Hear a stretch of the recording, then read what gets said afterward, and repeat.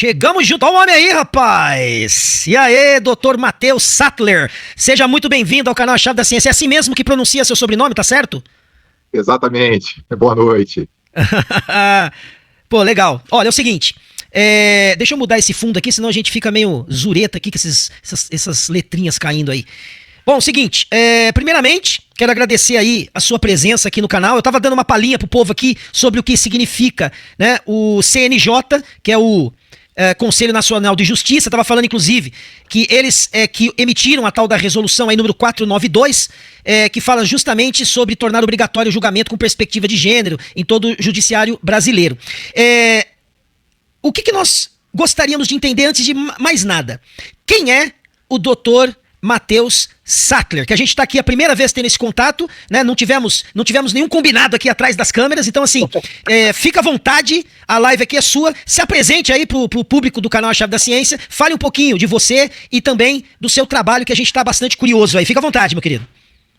Satisfação, é um prazer enorme estar compartilhando esse momento, repassar um pouco aí da nossa trajetória. Enfim, na verdade é o seguinte, o Dr. Matheus Sattler aí, a história, né, a minha história, ela começa em 2002, né? A gente teve uma experiência familiar, né? Na verdade foi 2001 para 2002, que foi um acontecimento familiar. Na época a gente tinha tido entendimento que seria uma cura divina de um irmão, né? E aí a gente deu uma guinada, né? Religiosa e, enfim, estava começando a minha faculdade de Direito nesse período também, 2002. E ali, através, né, do estudo ali, a princípio das escrituras ali, foi um momento que eu tive um contato maior com o conservadorismo, né, e procurando ali me preencher de conteúdo filosófico no ramo, digamos assim, mais da área da direita, né, então baseei ali realmente a minha formação acadêmica, né, numa linha conservadora e conhecendo ali o liberalismo econômico, né, 2007 eu me formo.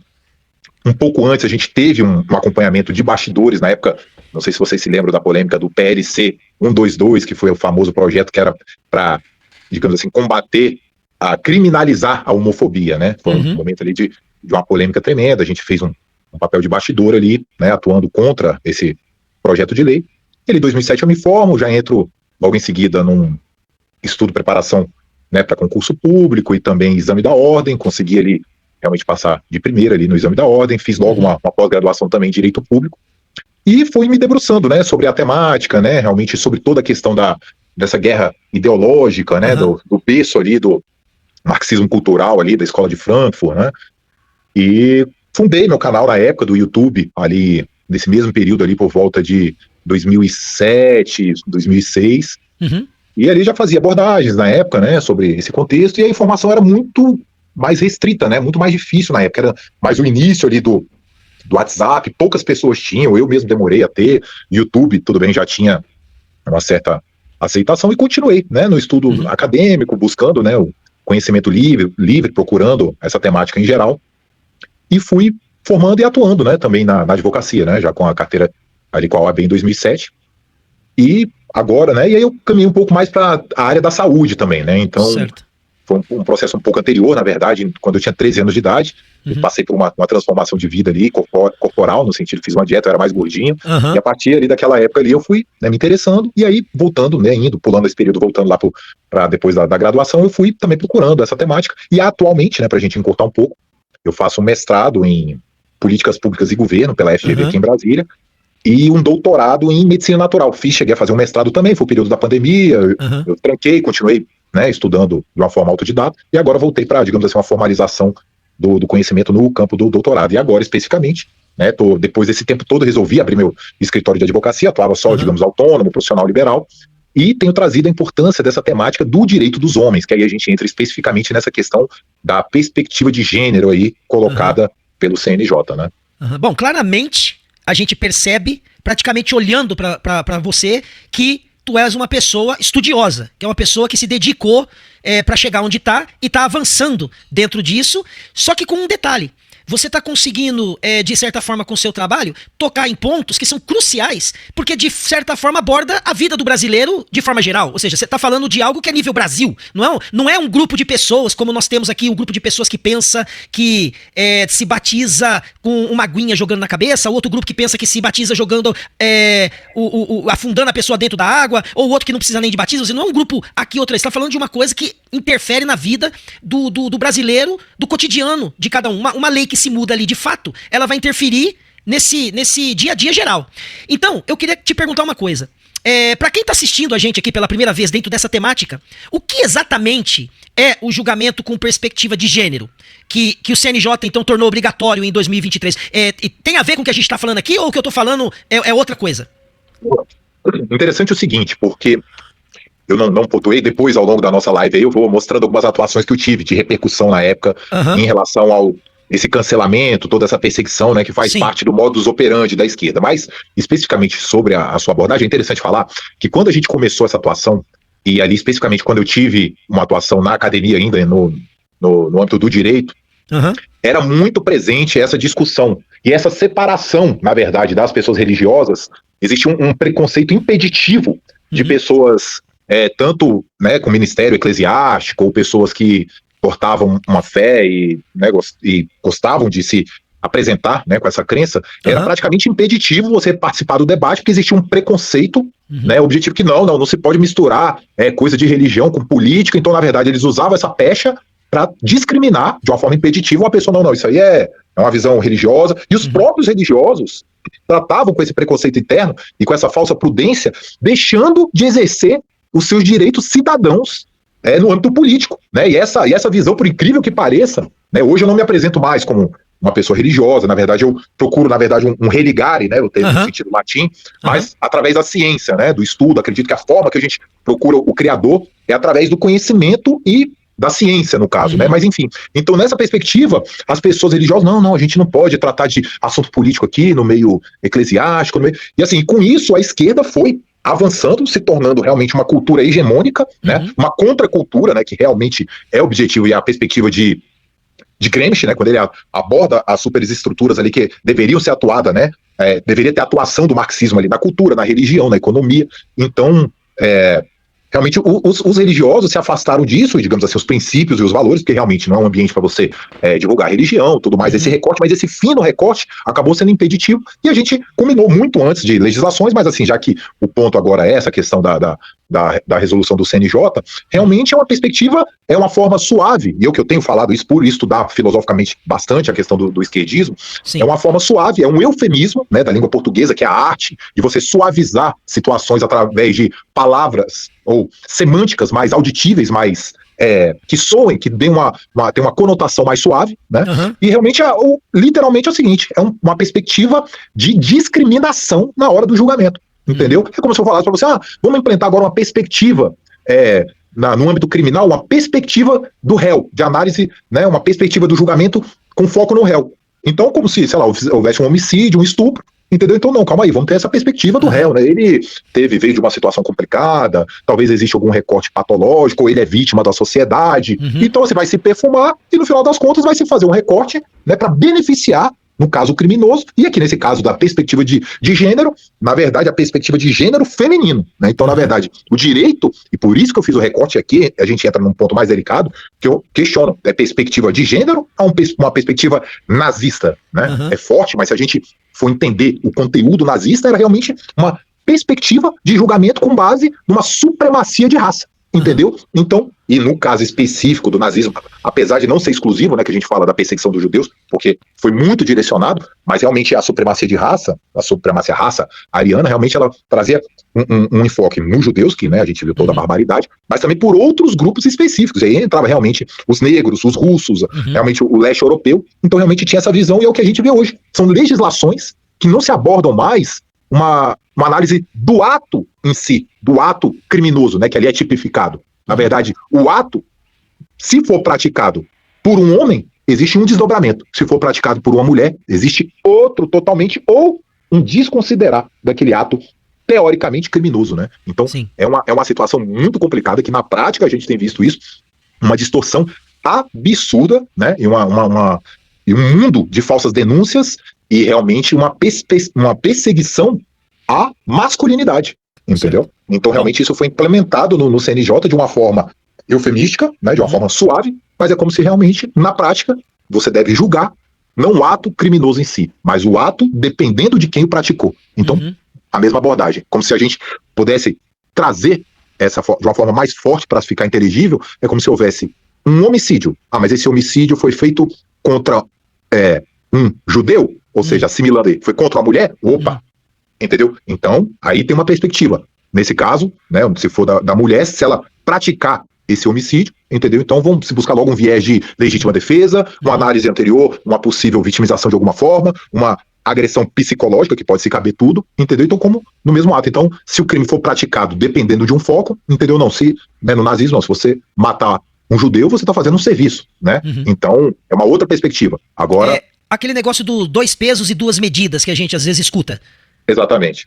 Né, a pessoa passa a cometer alguma coisa criminosa, só que aí por conta da sua vida debilitada, ou por um monte de histórias que vem lá de trás, consegue se encontrar então agora uma desculpa pra dizer que o que ela fez foi por causa desse distúrbio, foi por causa desse probleminha, ou seja, isso aqui a gente não pode julgar de uma forma tão dura, porque na verdade, né, olha só, coitadinho, como que foi que aconteceu o negócio. E aí a gente começa a abrir espaço, então, pelo que eu tô entendendo, para que crimes que são ainda piores daquilo que nós estamos falando aqui, como casos de estupro, seguidos de morte e tudo mais, acabem se tornando, para mentes perturbadas, uma coisa até possível de se escapar diante da justiça. É isso que eu tô entendendo ou tô falando alguma groselha aqui? Exatamente. E na época, eu fiz uma análise dessa lei, né, que a gente vai falar aí, que é o grande recorte, né, uma farsa, até muito forte, que é a história da Maria da Penha, né? Que assim, para começar, porque você já aborda esse nome, já vem um preconceito e uma arma fulminante, entendeu? Que nem escuta o resto do argumento. Sim. Entendeu? Realmente é essa tática esquerdista, né? De você taxar alguns nomes e você preparar uma reação impeditiva ao debate. Só para pontuar, né? A história da Maria da Penha é uma completa farsa. Se a gente for analisar os autos do processo da Maria da Penha, é uma coisa que chega a ser inacreditável. Eu acredito, entendeu? Que sem extremar, sem querer trazer uma abordagem mais forte para poder equilibrar esse desequilíbrio, mas pelo que eu tenho analisado, é a maior farsa legislativa da história do Brasil, pelo menos recente, né? Não vou analisar época de Império, outras leis, mas assim, só de você ter noção, entendeu? Que a Maria da Penha, ela mesma fala em entrevistas e nos próprios autos do processo, na audiência, em uma das audiências, ela fala que ela nunca sofreu agressão física do marido. Nunca, nem as filhas dela. E aí, questionada, ela falou assim, não, eu sofri uma violência psicológica, que na verdade, se você for ver o que entrou na lei depois de agressão psicológica, é tudo. É falar, é não falar, é omitir, entendeu? Até, na verdade, na tipificação do crime psicológico, a mulher se sentia agredida. Então, na verdade, não é o fato de novo que está sendo, é a percepção da mulher sobre o fato. Perfeito. Entendeu? Então, que é mais absurdo ainda, porque aí a gente sabe um recorte, apesar de não taxativo, mas nós sabemos que, em geral, culturalmente e até biologicamente, mulheres em geral não discutem fatos. Mulheres em geral, elas falam sobre a percepção sobre os fatos, que elas sentiram sobre o que aconteceu. Então é muito difícil, eu falo isso pelo contato, pela proximidade, por tratar, entendeu? De uma forma, né, na época, né, até no desempenho religioso que eu tive com liderança de jovens, de casais, é muito comum a mulher ela não conseguir relatar fatos objetivos, mas o que ela sentiu, o que ela percebeu dos fatos. E muitas vezes os homens, eles não discutem percepções do fato, eles relatam objetivamente o que aconteceu. Foi isso. Então muitas vezes em casal você vê essa dificuldade, entendeu? Quando o casal tá tendo problema, muitas vezes o homem tá discutindo fatos. Não foi isso. Não, calma aí. Mas eu senti diferente. Então, na verdade, o homem está argumentando uma coisa e a mulher outra. Então, muitas vezes não estão se entendendo por causa dessa dificuldade e de entender essa diferença biológica. Lógico que não é um recorte, digamos assim, absoluto, é impeditivo. A mulher não pode relatar fatos. Pode. Mas, em geral, existe uma dificuldade tremenda, como também o homem falar de percepções, de sentimentos relacionados ao fato. O homem ele é muito mais sintético. Não, foi isso. Isso. Veio, me empurrou, me xingou. Não, eu senti que ele iria me agredir. Eu me senti pelo olhar que ele queria me matar. Entendeu? Então, uma forma, entendeu? Que isso foi colocado na lei e virou tipo penal aberto, que a gente chama. Na verdade, se coloca uma situação e assim, qualquer coisa pode se aplicar. Você fica totalmente na mão do órgão julgador. Né? E o que a gente está vendo aí, especificamente sobre o Supremo, o perigo disso, que eles estão mostrando na mais alta corte do país, a forma como eles analisam fatos em geral. Né? Não vamos entrar nessa temática específica, mas assim, de você dar superpoderes para o julgador de uma forma que realmente, entendeu? Você traz toda essa perseguição de fato, né? Sim. Com essa lei agora que tá em andamento de aprovação, a gente sabe que passou pelo Senado, se eu não me engano, tá caminhando aí pra Câmara, e depois tem ainda que ser sancionada aí pelo presidente, parece, para que ela entre em vigor, que é a lei da misoginia. Você acha que isso já é, então, resultado dessas abordagens que estão vindo a passos pequenos, que podem se tornar passos largos, e aí a gente começar a colocar a gente na cadeia que, na verdade, não tem motivo real para estar ali por conta do abuso da lei, o abuso da autoridade, o abuso daquilo que foi colocado nas mãos dessa pessoa? Ou seja, já deve acontecer isso no âmbito normal. Então vai se estreitar ainda mais essa condição para que, na verdade, acabe aumentando as chances de colocarem pessoas que estão sendo colocadas, né, em inglês a gente fala framing, sabe? Estão sendo enquadradas em algo que, na verdade, a lei trouxe à tona, mas a pessoa não tá vivendo aquilo, né? Facilitou. Vou dar um exemplo aqui, só pro pessoal entender. Há um tempo atrás, eu conheço uma pessoa que estava dirigindo seu carro numa rua, numa via pública aqui da cidade de São Paulo, e em determinado momento teve uma desavença com outro motorista, né? E quando o problema lá se agravou mais, começou aquela coisa de um xingar o outro, esse motorista do outro carro, olha só, de pele negra, parou perto de um policial e disse que a outra pessoa estava chamando ele tipo assim, fazendo alguma apologia, chamando de preto, fazendo apologia a essa questão de cor de pele e tudo mais, que era uma mentira. A pessoa falou, cara, eu não abri a boca, eu xinguei, falei que ele era um filho daquilo, falei que vai pra aquele lugar, mas em nenhum momento eu chamei ele de preto ou de qualquer coisa parecida. Mas a pessoa usou isso, levou adiante e criou-se um alvoroço em cima da outra pessoa por conta disso. Ou seja, como que vai se provar que a pessoa não falou? Não é mais ou menos isso que tá acontecendo também com essa outra parte que tá agora entrando aí, querendo praticamente entrar em vigor na nossa nação?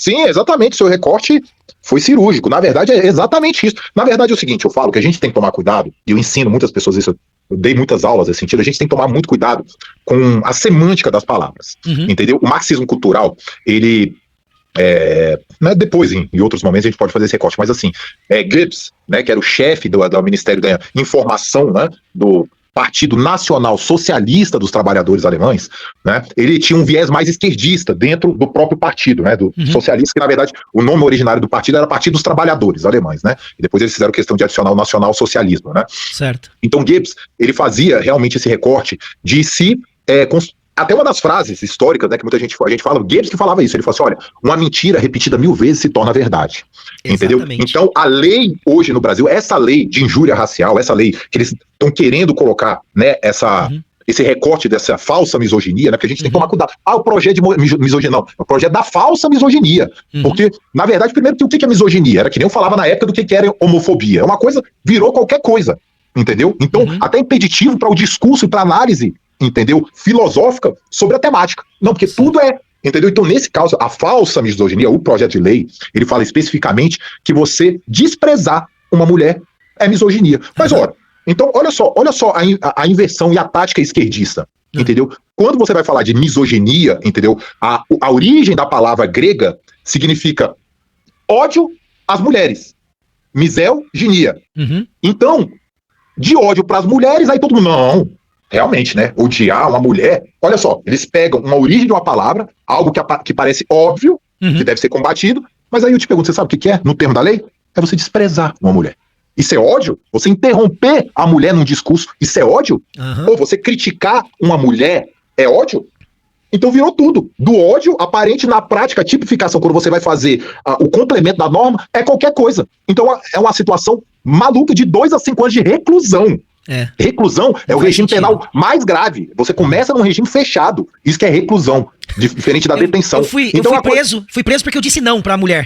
Não, porque aí, olha só a marra. Tudo é Maria da Penha, porque na verdade era pra ser, apesar de ser essa distorção, né, e já ser uma lei totalmente injusta, porque vamos só construir algumas coisas, porque o conteúdo é muito denso, e o ambiente filosófico é extremamente, não vamos nem chamar, né, de filosófico, né, mas digamos assim, o ambiente do debate, ele é tão preconceituoso, porque a esquerda diz combater preconceito criando outros preconceitos. Ela não traz conceitos, ela substitui supostos erros ou preconceito, criando, taxando o ódio, entendeu? O discurso inflamado. Então, nesse ponto da legislação, é uma coisa assim, que, beleza, você xingar num ambiente, digamos, né, doméstico, que deveria ser esse recorte de Maria da Penha, aí é crime psicológico.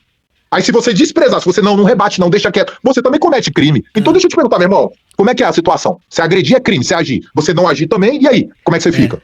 Não tem, meu irmão. Se você ficar, o bicho pega, e se correr, o bicho come. Então, assim, ou, né, se correr, o bicho pega, e ficar, o bicho come. Então, assim, é uma situação esquizofrênica. Eu quero taxar e dar nome aos bois, porque a gente tem suavizado, entendeu? Entrado numa, entendeu? Sem dar nome aos bois, e a gente tem aceitado uma aberração. Que eu te pergunto, qual é a gravidade maior de, né, você ir lá, sacar um revólver, dar 10 tiros na cara da sua esposa, desconfigurar ela toda? Feminicídio. É um crime com um agravante, é um crime passional, aumento de pena, não é possível progressão de regime. Agora, se sua mulher sacar o revólver e te der 10 tiros na cara igual, com o mesmo 3/8, ou com um fuzil, seja o que for, não, aí é um homicídio, né? Talvez não. Pelo que a gente tem visto atualmente, julgamentos aberrantes. Teve a semana passada, entre no Metrópole, entendeu? E semana retrasada, a mulher matou o marido dormindo, e foi absolvida no júri por legítima defesa. Agora eu vou te perguntar uma pessoa dormindo, você mata ela como legítima defesa? Ou uma pessoa dessa deveria fugir de casa, procurar autoridade, já que a lei é amplamente ou totalmente favorável à mulher? Se ela chegasse em qualquer esquina e denunciasse, arrombaria a casa, pegaria o cara dormindo e levaria ele de cueca, pelado, pra humilhar, chamaria a Globo, faria 10 dias seguidos de, né, anúncio e não sei o quê. Agora isso nem foi noticiado direito. O Metrópolis fez um recorte, mas não se reverbera, não se reproduz. Entendeu? E também, semana passada, uma mulher decapitou o marido, pegou a cabeça, fez um vídeo e divulgou. Mandou vídeo pra internet. Agora eu te pergunto, meu Deus, como é que tá acontecendo isso? Não, mas mulheres não matam, mulheres não são agressivas, mas o homem, esse sim, um discurso misândrico, e vamos dar o nome aos bois, existe um ódio declarado às mulheres, e eu comprovo, existe um médico, que eu fiz até uma citação no último vídeo meu, ele tá trazendo muito essa abordagem, livros, Eu Odeio o Homem, autora, fulana de tal, mulher não sei o que, aí vai justificar o título do livro. Agora eu te pergunto, se você fizesse um livro, ou qualquer pessoa, Eu Odeio uma Mulher, você acha que você conseguiria publicar esse livro? E são livros de 5, 6, 7 anos atrás, então aí, teve um outro, que eu fiz até também um outro vídeo, né, sempre pegando as fontes dessa abordagem do doutor Alessandro, eu faço um recorte meu, mas uma análise jurídica pegando e fazendo essa conexão. Outro livro, Como Adestrar um Homem como um Cachorro para ele se tornar um homem que você deseja. Literalmente, táticas de adestramento do homem para um melhor convívio. O título do livro, 2019. Uau. Entendeu? Então assim, meu Deus, o que é isso? Quem, né? É esse maluco? Será que ele é advogado mesmo? Será que é mesmo? Aí te detonam todas as suas credenciais, já tiram, né, qualquer formação jurídica sua, análise do discurso, e começa a falar, não, é porque na verdade, ele não tá usando gravata, não é porque tá sujo o paletó, não, mas é porque, aí começam não, esse aí é bolsonarista, esse aí é, entendeu? Então assim, a tática de falseamento do discurso, os sofismas, né? A tática é tão absurda que logo, não, então vamos mudar de assunto, ou então na verdade é porque... Então, assim, são coisas absurdas, e a misandria é isso, é o ódio ao homem, por ser homem, entendeu? E vários vídeos você pode ver na internet, é chacota e é normal se ridicularizar, fazer vídeo, a mulher dando um tapa na cara, brincando, empurrando o cara, tirando, fazendo meme. Agora eu te pergunto, qual vídeo na internet que você vê hoje em dia, um homem dando um tapa na cara, brincando de empurrar, esculachando, xingando a mulher? Meu amigo, isso aí você não pode nem sonhar em fazer, porque, meu irmão, você já é naturalmente um potencial estuprador. Todo homem é um potencial estuprador. Esse tipo de frase corre no ambiente feminista na maior tranquilidade. E mais, Simone de Beauvoir, que foi uma das líderes do movimento feminista, ela falava isso, olha só, e com a escola dela. Fala assim, olha, na verdade, né, eles trazem essa escola, né, do ódio ao homem, elas pregam claramente o lesbianismo, né? Na verdade, a mulher não precisa da relação patriarcal, e na verdade, olha só a frase, o que a gente tem que tomar cuidado. Falando o seguinte, que um ato sexual entre um homem e uma mulher, por si só, é um estupro, porque a penetração do órgão masculino na mulher já é uma violência. Uau. Olha só o nível. Então, olha, eu vou te falar uma coisa, eu sou até muito rígido e estrito com crimes sexuais, né, com essa questão de estupro, principalmente pedofilia, eu acho que é uma coisa que deveria ter um recorte até muito mais sério na sociedade, até com penas, entendeu? Até nesse caso concreto desses crimes aberrantes, eu defendo até penas cruéis. Um cara for pego, entendeu? Não esse tipo de estupro, que a gente também tem que tomar cuidado. Que tudo, não me sentir estuprada. Meu amigo, isso é muito grave. Um cara ser preso por estupro é um tipo de homossexualismo que é aceito na sociedade, até em ambiente religioso. O pessoal brinca, agora ele vai virar mulherzinha na cadeia. A sociedade defende a sodomização da pessoa, meu irmão. Cara, uma coisa assim, amplamente aceita. E, meu irmão, e o cara sendo caluniado? Como é que fica um cara desse entrar numa cadeia, ser sodomizado por uns 30, 50 caras, pegar doença, sei lá, arrombar o cara todo, e depois a destruição, na verdade, isso, né, depois de, digamos assim, né, pode ser uma prisão preventiva, o cara já passa isso, como muitos casos já mata o cara, sodomiza o cara lá. Agora, como que a gente vai lidar com essa realidade, entendeu, banalizada desse jeito? Agora, lógico, num caso concreto, sendo pego em flagrante, publicamente, o cara sodomizando uma criança de 2, 3 anos, como eu já vi em autos um absurdo desse, eu defendo que um cara desse tem que ser empalado. Empalado é você pegar uma estaca e atravessar o ânus do cara e sair lá na boca. Esse cara tinha que ser exposto publicamente pra criar temor na sociedade. Esse cara, agora não esse que, né, o Neymar foi vítima, né, disso, era para ser foi acusado, né, estuprador, violência doméstica, não sei o quê. Então a gente tem que ter um recorte e uma cautela muito grande pra gente não trazer essa banalização e essa mediatização da justiça no Brasil. Tá todo mundo doido pra ver o fulano de tal, o Gilmar Mendes preso. Nossa, ainda mais quando você tá falando de uma figura famosa, né? Porque a pessoa tem muito dinheiro. Então, em muitos casos, ele sendo, na verdade, até extorquido por conta daquilo. Então vai se tirar a lei por base pra poder arrancar também dinheiro dessas pessoas que têm grana aí a dar com pau, né?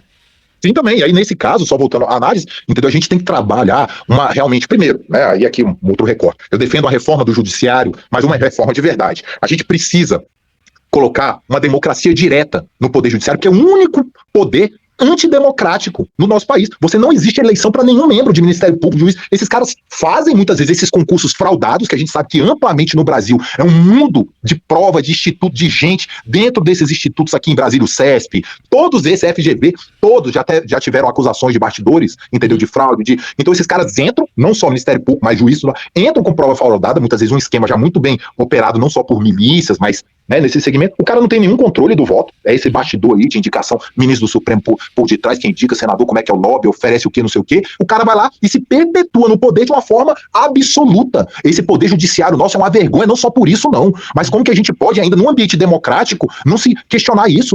Governos até de esquerdas, na Bolívia, no México, implementaram democracia direta, voto.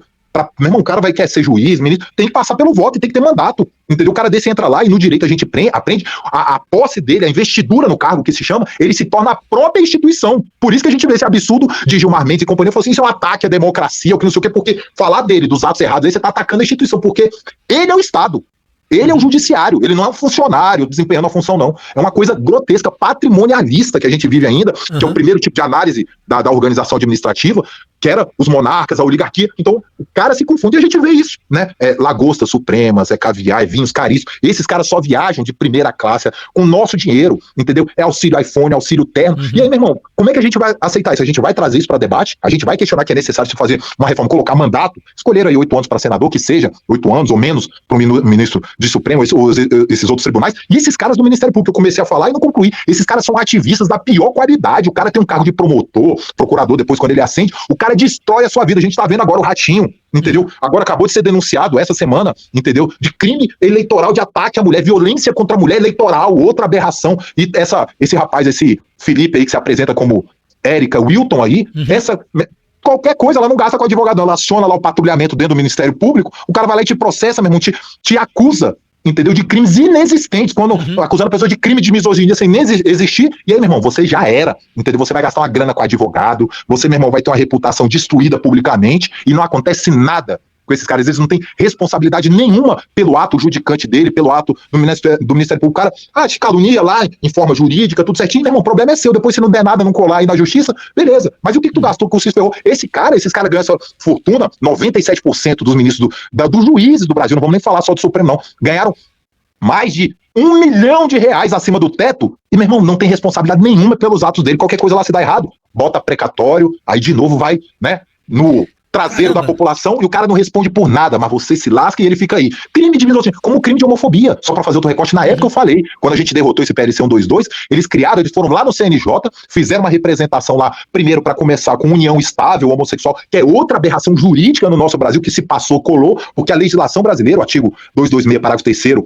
ou 4º da Constituição, fala que, para fins de proteção do Estado, a união estável será reconhecida, nos termos da lei, entre o homem e a mulher. Foram lá no CNJ, falaram, não, homem e a mulher, mas vai um outro homem, outro homem, foram alterando. Cara, a gente fala de um estado de legalidade, isso é julgar contra a legem, é o pior absurdo jurídico, é a maior aberração você julgar contra a literalidade da lei. Não, é o homem e a mulher, mas aí começa essa arte que a gente acha engraçada, até o Gilmar Mendes. Porque, na verdade, o homem e a mulher, mas aí não sei o que, parece aquele personagem da Praça é Nossa, aquele político, e aí no final das contas, o homem pode, a mulher também. Aí saíram pra suavizar, entendeu? Entrou com uma união. Eu tô falando isso nesse contexto de aberração jurídica, desse Estado nazista que a gente tá criando, de aberrações legislativas, falta de positividade. E aí depois foi pro Supremo, não, aí o CNJ criou a união homoafetiva. Aí aqui no Supremo a gente criou o casamento homossexual, porque já não podia, aí já fez união estável, então já fez, agora pode converter em casamento. E aí começou o crime de homofobia, foi a mesma coisa. Ah, não, falar contra a homossexualidade, você mostrar que Francis Collins, o pai do projeto Genoma, foi taxativo e foi até tentaram perseguir ele, mas é tão uma sumidade que, né, na verdade, botaram ele ao relento, falando, não existe gene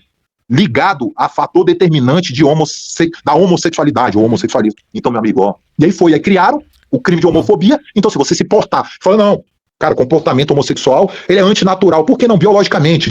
A nossa espécie existe um dimorfismo sexual, macho e fêmea, e você for trazer uma análise biológica, histórica, construtiva, não, é crime, você não pode falar nada contra uma situação que filosoficamente não tem nem sentido sem falar do juridicamente. E aí criaram o crime de homofobia, então ninguém sabe também que a lei, aí é outra coisa, no direito penal a gente fala da última ratio, né? Na verdade o direito penal ele é o mais legalista, já que você está mexendo com a liberdade individual, você tem, então, no nosso direito brasileiro a gente ainda tem um princípio latim que fala do indúbio pro réu, na dúvida do julgamento, da ponderação não está muito claro, é melhor você livrar a pessoa do que jogar ela lá né, nesse ambiente monstruoso aí que eu falei que são os presídios, não sei o quê, entendeu? Mas aí, não.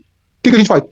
Então, deveria então se tomar todo o zelo no processo legislativo, devido ao processo legal, né, que é até um princípio do artigo 5º, né, que é o princípio da anterioridade da pena legal, ou seja, não existe crime sem lei anterior que o defina. Você tem que ter uma lei anterior definindo. Então se criou o crime de homofobia sem lei, sem legislação e o argumento mais estapafúrdio possível. E aí sai qualquer coisa aí, aciona esses fanáticos do Ministério Público, esses ativistas esquerdistas, sai processando qualquer um. E, meu amigo, aí né, o problema é muito pior, porque além desse, aí quando você entra lá no judiciário também, aí tem a perspectiva de gênero, tem a perspectiva, né, toda essa abordagem também de, que eu falo, né, a questão, né, mais de homofobia não, é homolatria, né, na verdade é uma idolatria aos atos homossexuais. Se no passado era vergonhoso, hoje é motivo do orgulho gay. Sim. Entendeu? Então, tipo assim, mas não toca nesse tema, e aí vai nisso, e a esquerda vai aproveitando, né, aquela velha história, né, você entrega a mão, quer o braço quer o corpo, então vai criando, e aí depois chega no final, nossa, meu Deus, mas que absurdo, mas deixa eu te falar uma coisa, não começou agora não, olha o histórico disso, olha só a omissão, religioso não fala, não pensa, não pode se posicionar, tem voto, não tem, então assim, essa construção é sempre sutil, né, ela vai chegando devagarinho, mas também quando ela crava as unhas ali, acabou, né, aí o negócio... Tá. Quando a pessoa vai ver na realidade, e eu faço esse recorte tanto no âmbito da direita que a gente tem visto, parece hoje em dia, meu amigo, que só mulher vota. E na verdade não é só mulher, vamos fazer um recorte. Só feminista vota, porque não existe essa guerra de homem contra mulher. Existe a guerra das feministas contra homens e mulheres, porque nessa minha atuação que eu voltei agora recentemente, a maioria do apoio são de mulheres. Nossa, mas que absurdo, que mimimi, e nossa, agora não pode nada, não, isso aí não é possível. Então, e aí vão descobrir, não, aí eles pegam, e aí todos os candidatos, entendeu? Eu faço uma crítica até do Flávio Bolsonaro, tem que nomear, porque tudo ele se posiciona pelas causas feministas. Então eu falo assim, meu amigo, calma aí, está parecendo, primeiramente, que o homem já não tem mais direito a voto, porque é um revanchismo tão grande que as mulheres não votavam há 100, 150 anos atrás aí, né, um período anterior, então hoje parece que, meu irmão, você só fala de direito de privilégio para mulher, não é isso aqui agora, isso aqui mudou, tudo. Não, nós mulheres, nós vamos combater a violência doméstica, vamos combater a violência contra a mulher, ficar no noticiário é só combater a violência à mulher, e eu falo assim, meu amigo, 92% dos homicídios do Brasil, que não é brincadeira, nós somos o país do mundo que mais se mata, são 42 mil homicídios, 92% são homens que sofrem. E como é que você vai fazer um recorte de 8% de mulheres que morrem, que não se morrem, esses 8% não são homens matando, não. Muitas mulheres matam mulheres, e mais um recorte que é mais profundo, de acordo com o anuário da segurança pública do ano passado, mais mulheres, companheiras mataram mais maridos ou companheiros do que os maridos ou companheiros mataram mulheres. Olha só a nossa realidade, mas não é possível, de onde tirou isso? Vai lá no anuário, faz os cálculos, faz o recorte, porque é uma situação tão assim, meu Deus, que a gente está vivendo uma esquizofrenia tão grande, é um discurso tão absoluto que você trazer esses dados, tipo assim, aí o esquerdista não aceita, não, isso aí é louco, isso é fanático, porque quando ele se depara com a realidade, o esquerdismo ele é uma religião, ele tem fundamento de uma religião fanática, entendeu? Que quando ele, não, eu não posso mudar isso aqui, eu tenho que, vou xingar, isso aí é bolsonarista, não, isso aí é branco, é preconceito, sei lá, ele vai arrumar alguma coisa, entendeu? Não, isso aí então ele vai fugir, não, calma aí, independente disso, o fato, qual é o dado que você vai fazer? Sem falar da distorção, porque aqui no DF foi um dos primeiros. Essa perspectiva de gênero do CNJ está determinando que casos que a vítima seja mulher, já seja taxado de plano de feminicídio na abertura do inquérito. E depois, quando se conclui que não foi o suposto feminicídio, não existe revisão dos dados. Por isso que teve essa explosão de casos. E outra coisa, feminicídio não é praticado só por homem, tá? Mulher também pratica. Mas se acha que feminicídio é o extermínio de mulheres por homens. Então, assim, é uma coisa tão maluca, tão doida, que tipo, você fala assim, meu irmão, parece que isso, esse cara parece que descobriu a roda das pessoas quando são honestas intelectuais, quando vem isso, fala assim, meu Deus, mas, cara, não é possível, né? Assim, eu não vou duvidar, eu te conheço, você, né, estudioso e tudo mais, mas assim, a pessoa fica até meio em choque, assim, parece que você tá trazendo isso de revelação divina, ou revelação, inspiração do inferno, de onde você tá tirando tanta coisa chocante que, meu Deus, e assim, e aí, por exemplo, nesse caso, a própria Rede Globo, agora especificamente nessa situação que deu um boom na internet de pessoas defendendo e mostrando essas falsas acusações, mulher, eu botei um vídeo só no meu canal, que eu não tô nem conseguindo divulgar, porque agora com a inteligência artificial, você entra nessa temática, o Instagram ele não entrega o seu conteúdo. Então, publicações que era pra ter, eu tô voltando recentemente, eu fiquei quase 4 anos, então, nesses 2 meses e meio que eu voltei, os conteúdos ali que num prazo de 24 horas era pra estar batendo 2.000, 3.000, 4.000 visualizações, 100 curtidas, 100, 150, passa 24 horas e entrega pra 30, 40 pessoas, entendeu? Então, assim, não consegue nem, né, esse conteúdo chegar na pessoa, e aí a pessoa fica assim, realmente chocada, fala assim, meu Deus, e aí nesse ponto da Maria da Penha, a Globo já foi pronta, porque tem um boom de advogadas e homens mostrando essas falsas acusações, que era até o que eu ia falar na minha página, eu botei um só, uma mulher se dando tapa na cara na frente do namorado, se arranhando, entendeu? E uma mulher dessa vai na delegacia, meu irmão, já era, a palavra da mulher vale mais do que Deus, que chega na delegacia e fala assim, não, Deus não sei o que, ele vai rir, você não, isso é um fanático, agora se uma mulher falar, meu amigo, já era, você sai preso, meu amigo, um abraço, se noticiar já era pra você, você já é um criminoso, você já odeia mulher, já bate mulher, e mostrando mulher batendo com martelo no corpo, eu tenho todos esses vídeos, não botei tanto pra, tipo assim, né, na verdade eu tô até soltando aos poucos isso, mas uma lá, mulher se estapeando, em vários casos assim, e ó, um abraço. E como é que fica isso? Doutor Matheus, deixa eu te perguntar uma coisa. Algo que a gente muito escuta, tá? Principalmente em canais que tem cunho de trabalhar dentro de temas conspiratórios, se fala de uma agenda. Não sei se você já ouviu falar desse termo. Fala-se de uma agenda que seria a Agenda 2030. Que nos bastidores haveriam elites, até por trás dos governantes, que estariam criando então essa agenda para que quando chegarmos a 2030 pudesse ser instaurado, acho que é instaurado mesmo alguma coisa relacionada a uma nova ordem mundial, ou alguma coisa que fosse parecida com isso. E aí, um dos nossos inscritos aqui, o Ângelo, ele fez uma pergunta que eu queria passar pra ti. Ele fala assim, Matheus, você acredita que essas leis mentirosas, né, ele quis dizer aí, entre aspas, ou leis mentira, estão dentro dessa agenda maligna contra a família? Porque a gente tá vendo que, para essa agenda que dizem que existir, o ataque à família tá sendo acirrado. Essa semana mesmo eu vi uns vídeos na internet que eu fiquei assim, absurdamente chocado da forma que foi falado sobre a família. Essa família é um lixo, essa família que existe aí tem que acabar, tem que ser destruída. Uns negócios que eu falei assim, não é possível. Eu fui atrás pra ver se não era inteligência artificial que tinha criado, aí eu descobri que não. A pessoa de fato falou, mas o canal tirou rapidamente isso do ar, e algumas pessoas que tinham esse vídeo acabaram postando, mas no canal oficial já não estava mais lá. Então não era uma inteligência artificial, mas era um vídeo que tinha sido já retirado,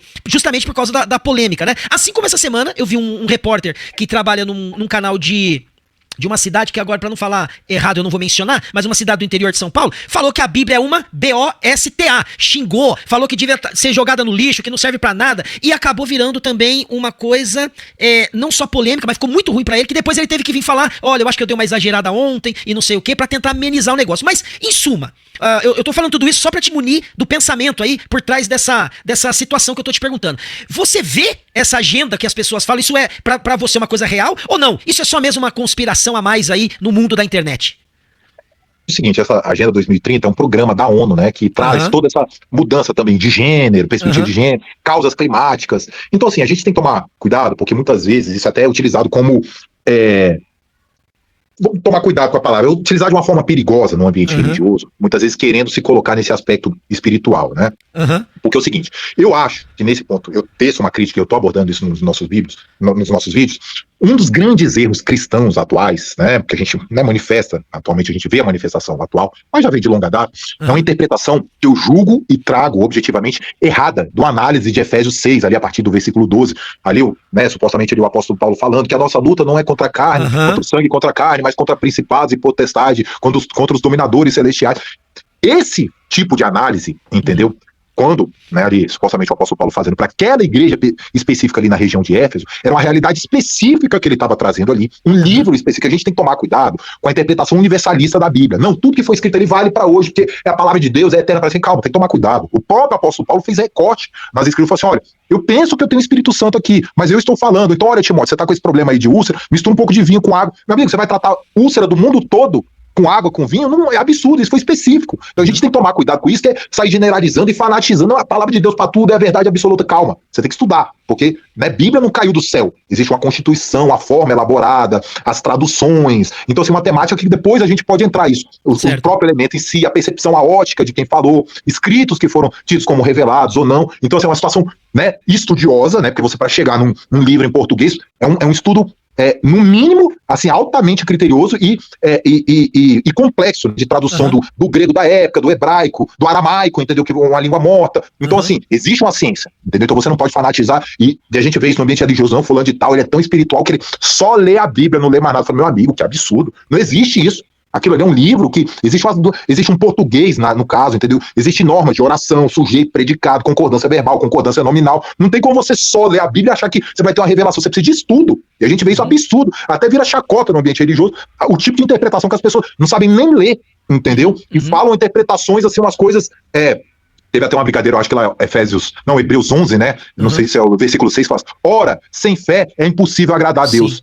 Ora, vírgula, né? É uma expressão adversativa, entendeu? Aí, um irmão, isso real, entendeu? Minha família, pessoas religiosas, pessoas sobem no púlpito e falam, não, orar sem fé é impossível agradar a Deus. Orar é um verbo, meu amigo, não é isso. É um advérbio, é outra coisa. Então, meu amigo, e aí não, irmão espiritual, vamos ter humildade, entendeu? Ele, coitadinho, não teve oportunidade. Então, assim, a gente trata humildade, ignorância como humildade. Fala, meu amigo, tem pobre que é mais arrogante que gente estudiosa. Uma coisa tem nada a ver. Isso é ignorância, isso é abominável. Isso aí não é presença de Deus, que Deus opera na ignorância. Não.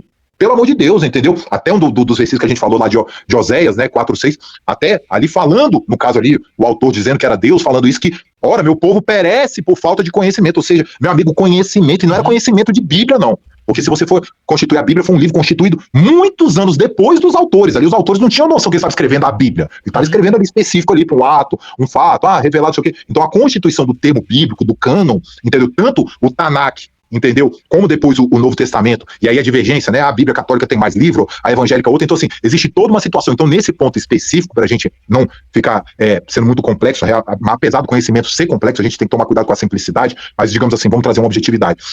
Nesse caso, de Efésios, voltando, ali foi uma orientação específica para aquela igreja que, utilizada hoje, tem sido, olha, sem sombra de dúvidas, é a interpretação mais errada e impeditiva que a gente tem no ambiente hoje, cidadão pro cristão, que ele quer relativizar. O camarada vem, xinga ele, age contra a família dele, alguma coisa. Eu te pergunto, meu amigo, você chegar em casa, você pegar um cara estuprando o teu filho, você vai rezar Ave Maria, o Pai Nosso, vai invocar o Espírito Santo, ou você, meu irmão, vai pegar uma faca, arrancar a cabeça do cara, dar uma paulada, fazer alguma coisa? Não, mas a nossa luta não é contra o espírito, ele é um demônio. Meu amigo, isso é loucura que você tá fazendo. Isso é loucura. Nós temos que agir, entendeu? Lógico que um recorte, né?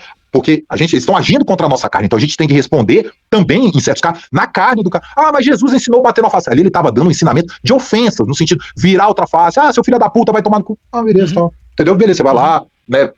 Aí você, tudo bem, vai na delegacia, procura, você não precisa responder na mesma baixaria, mas ali não é literal, não vou espancar o cara, vira a cara agora, vira outro, deixa eu te bater, matar aí, não sei o que, entendeu? Então, a gente tem que tomar cuidado, porque nesse caso, uma ação maligna, meu amigo, olha, independente do recorte que você queira entender nesse ponto, você tem que agir. Então, nesse caso, existe uma ação desses caras, ou malignos, ou com esses pensamentos absurdos, que estão agindo realmente para destruir a família, e não é só teoria da conspiração, não, é em documento. Hoje em dia não existe mais esse negócio que antigamente falava, né, a maçonaria é uma coisa oculta, ou a bruxaria lá de baixo. Não, os caras escrevem, entendeu? Existe um partido, eu já falava isso há muito tempo, tem mais de 15 anos que ele foi fundado, partido em prol da pedofilia na Holanda. E não é de bastidor, é literal, tem um nome, defende, que, entendeu? Não é assim. Então eles falam, e eles não têm mais medo, não. O objetivo não é teoria da conspiração, é só você analisar o documento. Realmente eles falam de destruição da família, combater o patriarcado, esse ódio contra os homens, entendeu? Promover causas e visibilidade LGBT. Você vê que agora essas pessoas, né, quanto mais afeminado, mais trejeitoso, mais ele tem que estar em comédia, brincando, destacando, mas era chacota. Não, hoje em dia é uma apologia. Antigamente o afeminado, assim, o pessoal brincava, ria, mas no sentido pejorativo. Hoje em dia não, é para promover e implementar essa ideologia de gênero, que aqui não tem nem recorte religioso, porque eu não me apresento como religioso nesse sentido tradicional. É um aspecto biológico. Eles querem desconstruir a natureza humana. Natureza, esse caso ainda mais especificamente, entendeu? Ainda tem um tempinho, da própria emancipação, que tiraram a homossexualidade como doença, que hoje todo mundo tem medo de falar isso. Meu Deus, como é que vai falar doença como homossexualidade? Então eu vou entrar nesse ponto, porque eu devo temor, entendeu?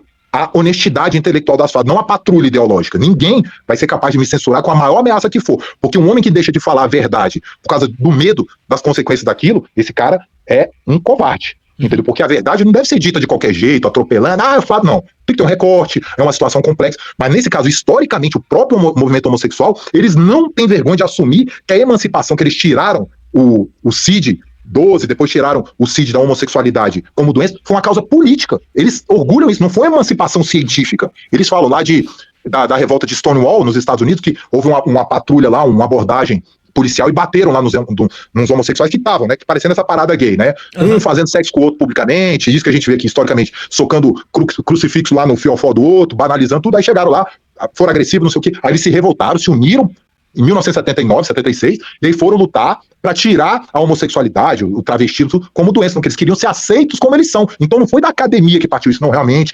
Fizemos uma análise, né? Francis Collins diagnosticou, né, o projeto Genoma, que realmente existe um gênero. Não, foi a causa política. E hoje, entendeu? Você nem pode se questionar o próprio histórico deles. E aí a gente vê essa situação até de estelionato. Um cara, um homem biológico, ele tem direito por esse judiciário, porque não foi lei, ou seja, fugiu ao debate. O cara vai lá, troca o documento dele de nascimento como mulher, faz uma cirurgia dessa de mutilação do órgão genital, que isso não é troca de sexo, porque sexo é biologia, é no cromossomo 46, o cromossomo XY define o macho e o XX a mulher, então ele se troca, tira o pomo de Adão, sei lá, bota um cílio, faz uma plástica, afina o nariz, bota aquele nariz mais de mulher, não sei o que, tira uma costela, e ele pode sair enganando a sociedade e exigindo que a sociedade trate ele como ele acha. Antigamente, isso, claramente, isso é recorde. Uma pessoa que saía falando que era, a gente brincava até antigamente, né? Esse cara acha que é Napoleão, esse cara é louco. É Napoleão, não sei o quê. Então hoje, o louco, entendeu? Tem direito de se impor como Napoleão, como Erika Hilton e não sei o quê. E ai de você fazer um recorte científico, biológico dessa aberração, entendeu? No sentido biológico, não para destratar, bater. Eu sou contra no sentido de ofensa,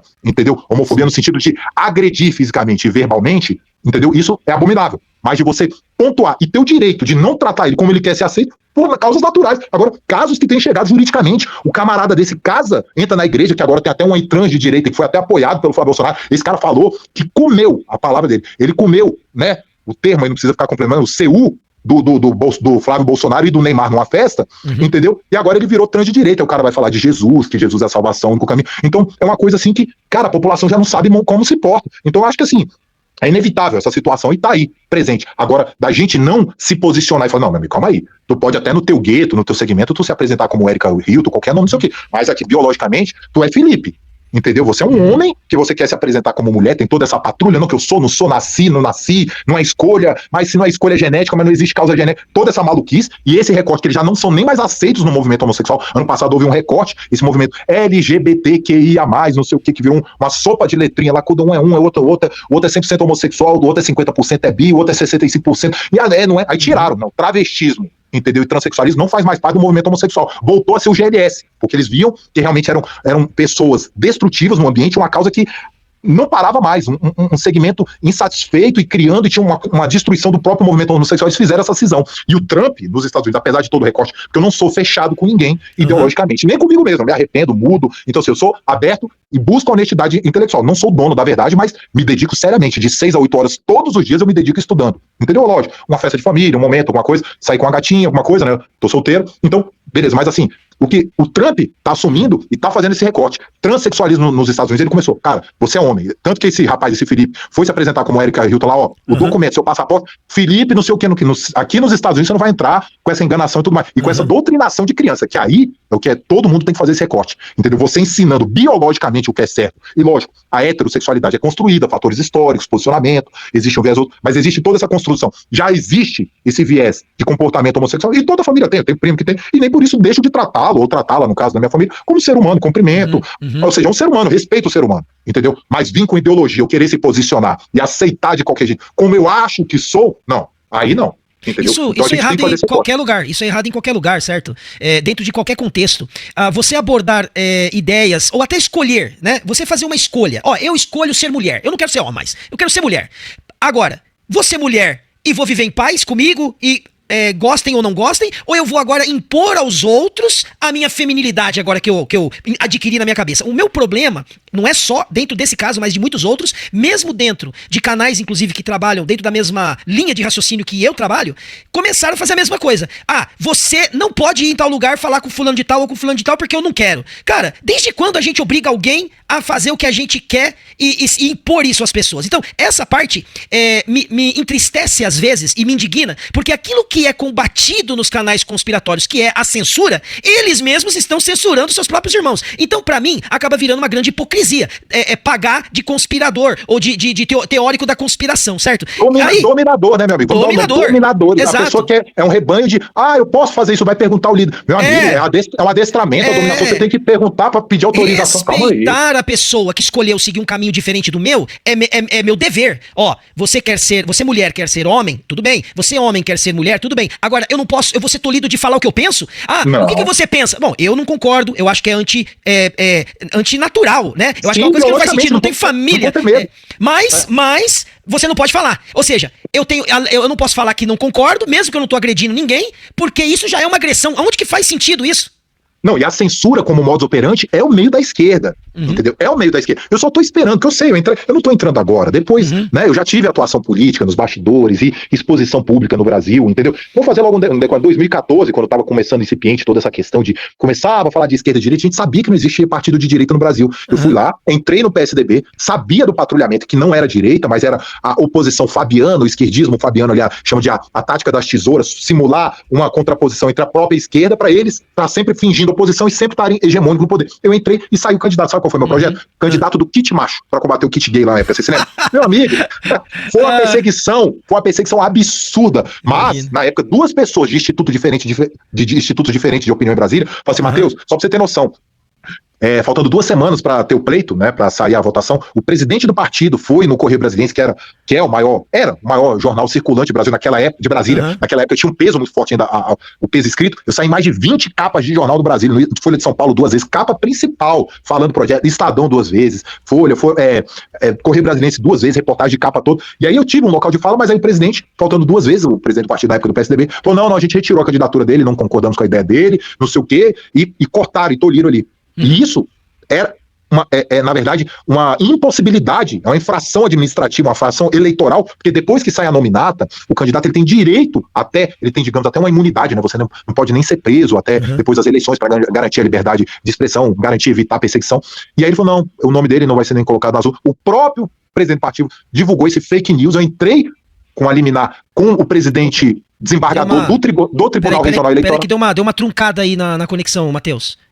Agora voltou. Repete as últimas coisas que você disse. Aí ele foi pro jornal, né? Ele falou que eu não sairia candidato. Aí eu entrei com um pedido liminar com o presidente desembargador, na época o desembargador presidente aqui do Tribunal Regional Eleitoral, conseguiu eliminar. Ele determinou que meu programa eleitoral voltasse pro ar, porque eu fui uma vez no programa. E aí eu falei assim, era 9 segundos, né? Eu sou o candidato do kit macho, cartilhas que ensinarão. Aí eu nem me lembro direito, tal. Pum, explodiu no Brasil todo, entendeu? Aí ele falou essa fake news, tirou meu programa do ar, eu fiquei a campanha toda sem acesso, só sofrendo fake news, não tinha WhatsApp, não tinha nada pra gente se defender, mas no boca a boca.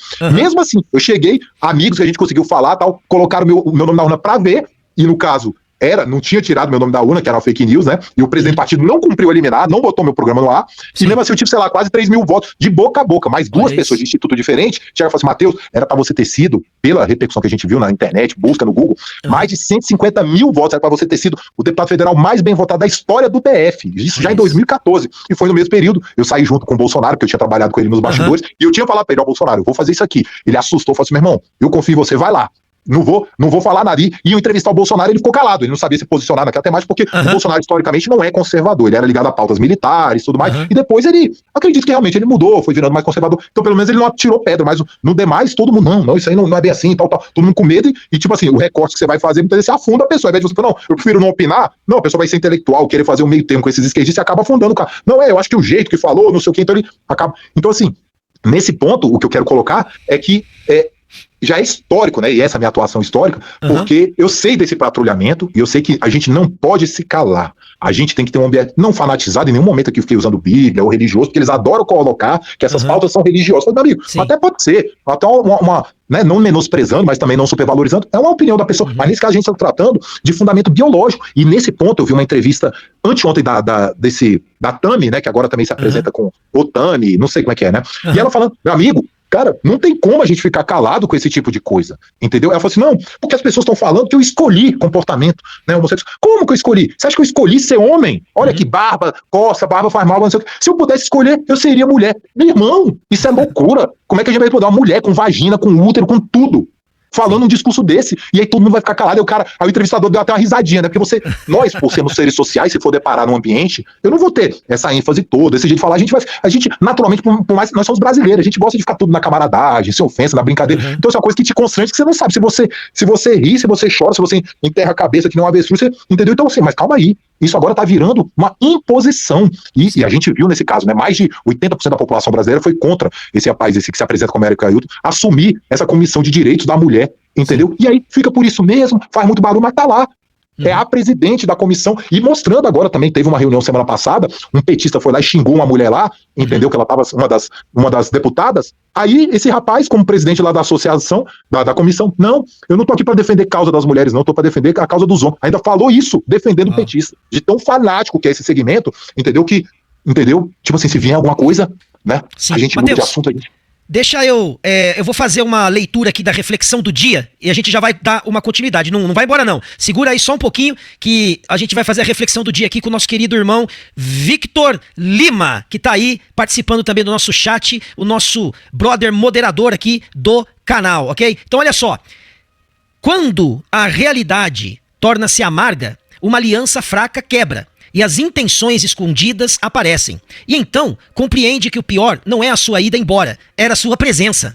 Uma vez um velho sábio disse: quem tem medo de ouvir, confunde diálogo com briga. Quem não quer mudar, interpreta qualquer verdade como ataque. Se algo está fora do seu controle, não sofra por isso. Preocupe-se apenas com aquilo que você pode mudar. Você busca resultados rápidos, mas se esquece dos esforços repetidos, pois são as pequenas ações repetidas diariamente que constroem as grandes mudanças. Por hábito ou por medo da mudança, você fica agarrado às pessoas ou às situações que só o travam e confunde a familiaridade com o bem-estar. As palavras convencem por um momento, mas é a constância das ações que realmente constrói uma reputação. Então fica aí então essa mensagem de hoje, a reflexão do dia com Victor Lima, ok? Obrigado, meu irmão, tamo junto aí e que Deus abençoe.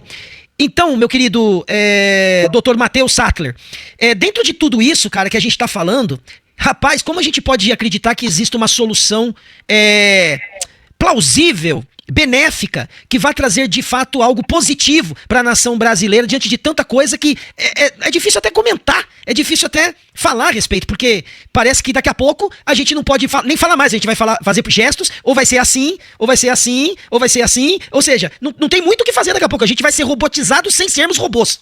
Já estamos. Essa temática aqui, você pode ter certeza. Isso aqui vai dar uma repercussão catastrófica, porque isso aqui já é um ambiente já são temas censurados. Já se colocaram pontos finais nesse tipo de temática que não se discute mais.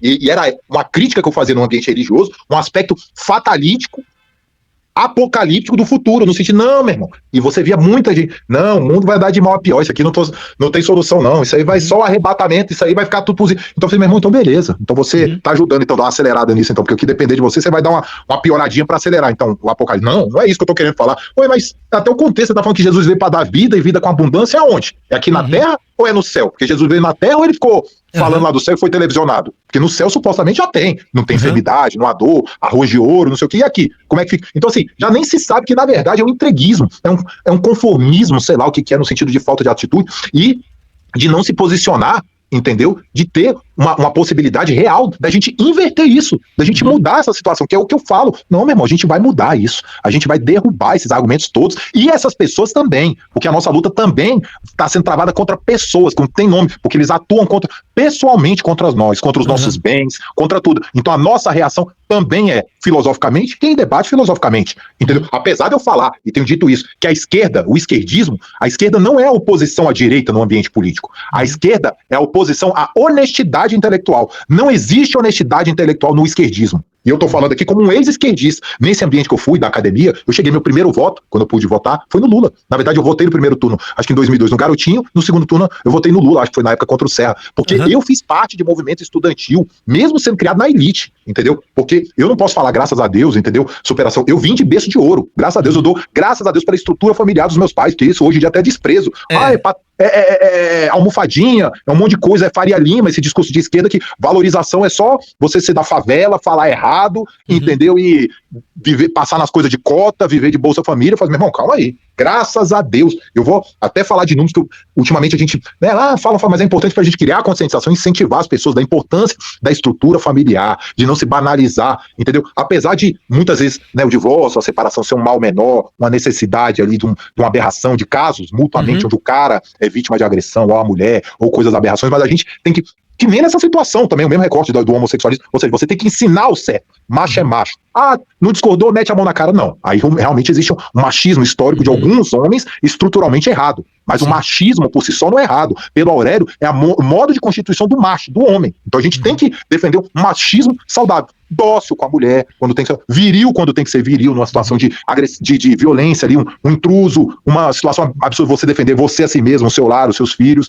entendeu? Então, realmente existe essa necessidade do recorte, de se cuidar de níveis de testosterona no homem, que é um hormônio majoritariamente masculino, que historicamente aí eu entro com meu doutorado em medicina natural, tem feito, e aí né, possivelmente realmente uma conspiração, mas que também não é conspiração, que a gente vê os documentos, que são inserindo produtos à base de fitoestrogênios, que são hormônios vindo de plantas, que estão sendo inseridas na alimentação, que está trazendo traços femininos ao homem, entendeu? E na mulher também faz mal, que esse boom da soja, né, que realmente ela é destruidora, óleo de soja, leticina de soja, tudo que tem soja destrói, são disruptores endócrinos, isso faz uma bagunça na sua produção natural de testosterona, na mulher também é cancerígeno, é estrogênio, mas por ser um xenoestrógeno, não ser natural, o xeno é falso, né, ele também faz mal, então assim, a gente tem que fazer esse recorte e se ensinar e saber, entendeu? Nessa discussão a gente não vai ser simplista aqui, entendeu? Como também nessa temática do homossexualismo é uma causa complexa, não dá pra gente resumir tudo isso, mas o que a gente tem que fazer é ensinar o certo, entendeu? Homem é homem, a postura é essa, mulher é essa. Evolução, tudo bem, a gente faz um recorte. A mulher pode trabalhar, necessita, pode, o ambiente. O cara pode ajudar a cuidar dos filhos, pode também, amor, carinho. Então, assim, a gente faz alguns recortes, mas tem que saber que existem papéis, entendeu?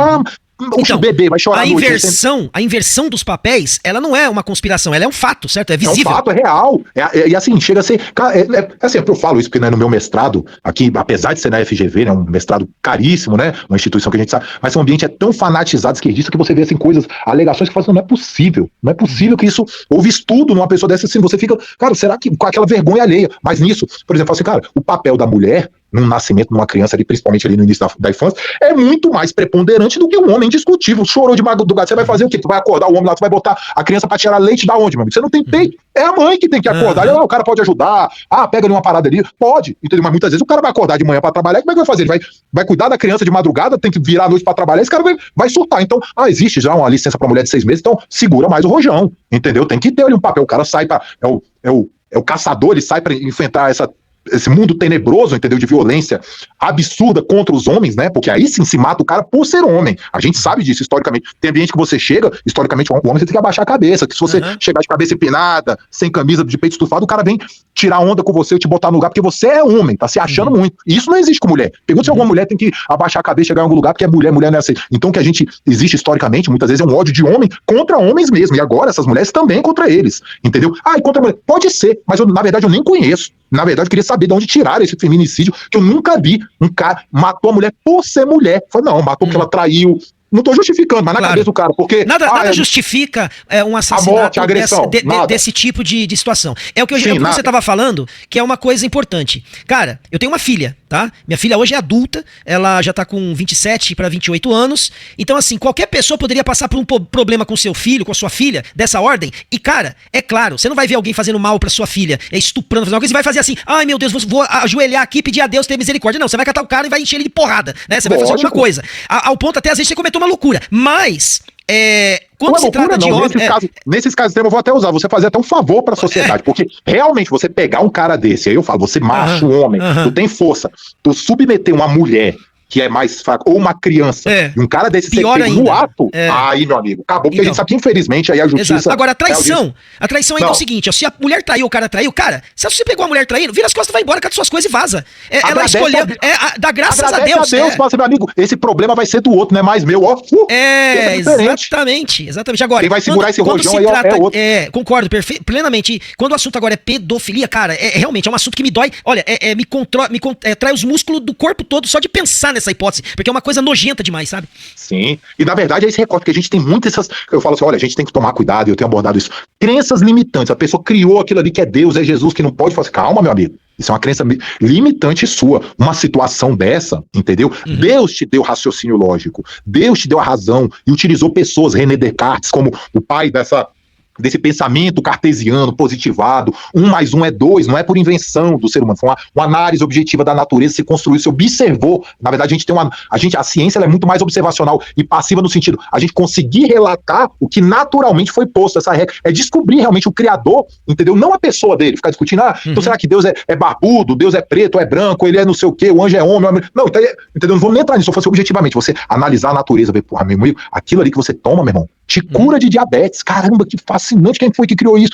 Então você se maravilhar com Deus nesse aspecto, né? E até o próprio apóstolo Paulo fala, quando ele vai abordar essa questão do homossexualismo também lá em Romanos 1, Romanos 2, ele fala assim, cara, pelos próprios atributos da natureza, uma pessoa dessa tinha que olhar a natureza e saber que tá errado, porque você vê lá, meu irmão, o cachorro é macho, a cadela é fêmea, entendeu? Aí esses caras querem não, mas existem esses atos homossexuais, um cachorro monta no outro, meu amigo, mas ali é um bicho irracional. Então quer dizer que o cachorro, se a mãe dele entrar no cio, ele vai ter relação, então tu também, se sua mãe tá na fertilidade, você vai ter relação com sua mãe, você tá se inspirando no cachorro. Então, putz grila, então assim, esse tipo de desonestidade que você vai ver é amplamente utilizado no ambiente acadêmico, não, é natural, tem da natureza. Eu falo assim, meu amigo, calma aí, entendeu? Então tu tá se inspirando no porco, então por isso que você fica realmente comendo fezes e, entendeu? O cara se inspira no porco, na anta e no jumento e quer ser tratado como racional? Não, entendeu? Então assim, então nesse recorte, então a gente tem que saber que a gente precisa agir, entendeu?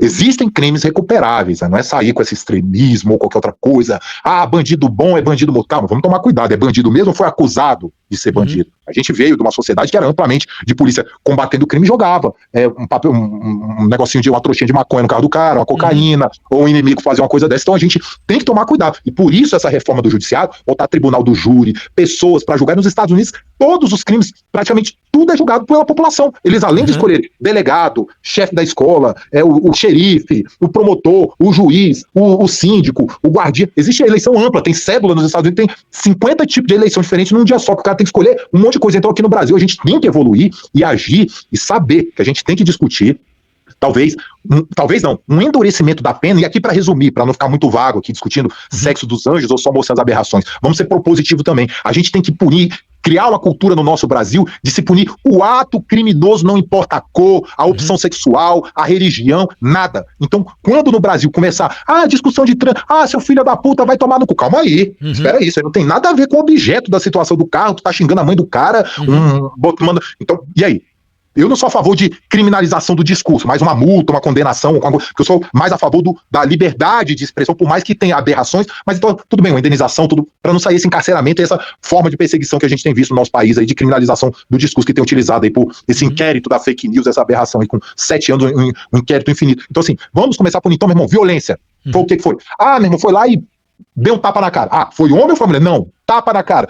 Tanto, 5 anos de reclusão, agressão física. Mesmo, então, meu irmão, não importa se é violência doméstica, foi na casa, foi no botequim, foi na rua, foi no clube, entendeu? Violência. Foi contra um homem, foi contra um preto, foi contra um homossexual, não importa, agrediu, então, meu irmão, não importa quem, a pena é essa. Homicídio, matou, entendeu? Beleza, então pena o quê? 30, 40, 50, prisão perpétua com trabalho obrigatório para se sustentar, pagar a indenização do que ele fez. Então, vamos punir, vamos pegar sério, vamos radicalizar, ou seja, vamos botar uma raiz do fundamento para se combater a cultura de violência, e não a violência contra a mulher. Só se fala disso. Então, mulher não pratica crime. A maioria dos crimes praticados no Brasil contra idosos e crianças, mais de 80% são mulheres. Porque a mulher, no ambiente de vulnerabilidade, ela é muito mais covarde do que um homem, historicamente. Ou seja, numa fragilidade de um idoso, de uma criança, amplamente. Tortura, bater. Escola, eu sou servidor público aqui da Secretaria de Educação, que tem de caso de criança chegando roxa diariamente, não é o pai que foi bêbado e eventualmente se noticia esse, que é o abuso, que bate na criança. Isso aí é minoria absoluta. Mais de 80% da violência no ambiente doméstico são praticados por mulheres, contra homens, que nem eu trouxe o dado, mas contra idosos e contra crianças. E aí agora? Então agora eu sou do movimento que tem que sair perseguindo mulher. Não. O meu movimento, nosso recorte, a gente tem que revirar o nosso movimento, porque não é uma causa, eu não tenho vida, mas o recorte científico é que a gente tem que equiparar, se punir o ato, entendeu? Então a gente não precisa de uma lei misândrica para punir, não, a gente vai punir o ato, não precisamos combater um preconceito com outro preconceito, que nem a esquerda, a gente não vai fazer. O nosso recorte é honestidade intelectual, não revanchismo, mas temos que atuar. E só para pontuar, entendeu? Para ter um outro recorte aqui, é uma das temáticas que eu tenho que fazer. A gente tem que começar a defender a cura gay. Olha, meu Deus, como é que vai falar? Mas não é possível a cura hétero? Quando, aquele ali é meio efeminado, tem que sair do armário, tem que se assumir. O que é isso? Não, ele nem acha, ele é casado de fachada. Se faz apologia pro cara virar homossexual, mas o cara que quer libertar. E eu vou trazer um recorte, aí eu vou pontuando isso aqui e a gente vai ter que fazer outro. Eu ajudei a fundar, em 2008, eu ajudei a fundar a primeira associação do mundo, e principalmente aqui no Brasil, a Associação Brasileira de ABEX LGBT, Associação Brasileira de Ex-LGBTs. Ela tinha um pastor que, né, até a gente sabe que os evangélicos, entendeu? Eles fazem um papel muito excelente nesse campo de acolhimento, eles chamam de libertação, mas nesse processo de reconstrução da masculinidade, e um recorte. Tá? Desses casos que a gente tinha, entendeu, de pessoas que, né, se identificaram em algum momento como homossexual, olha, era absurdo.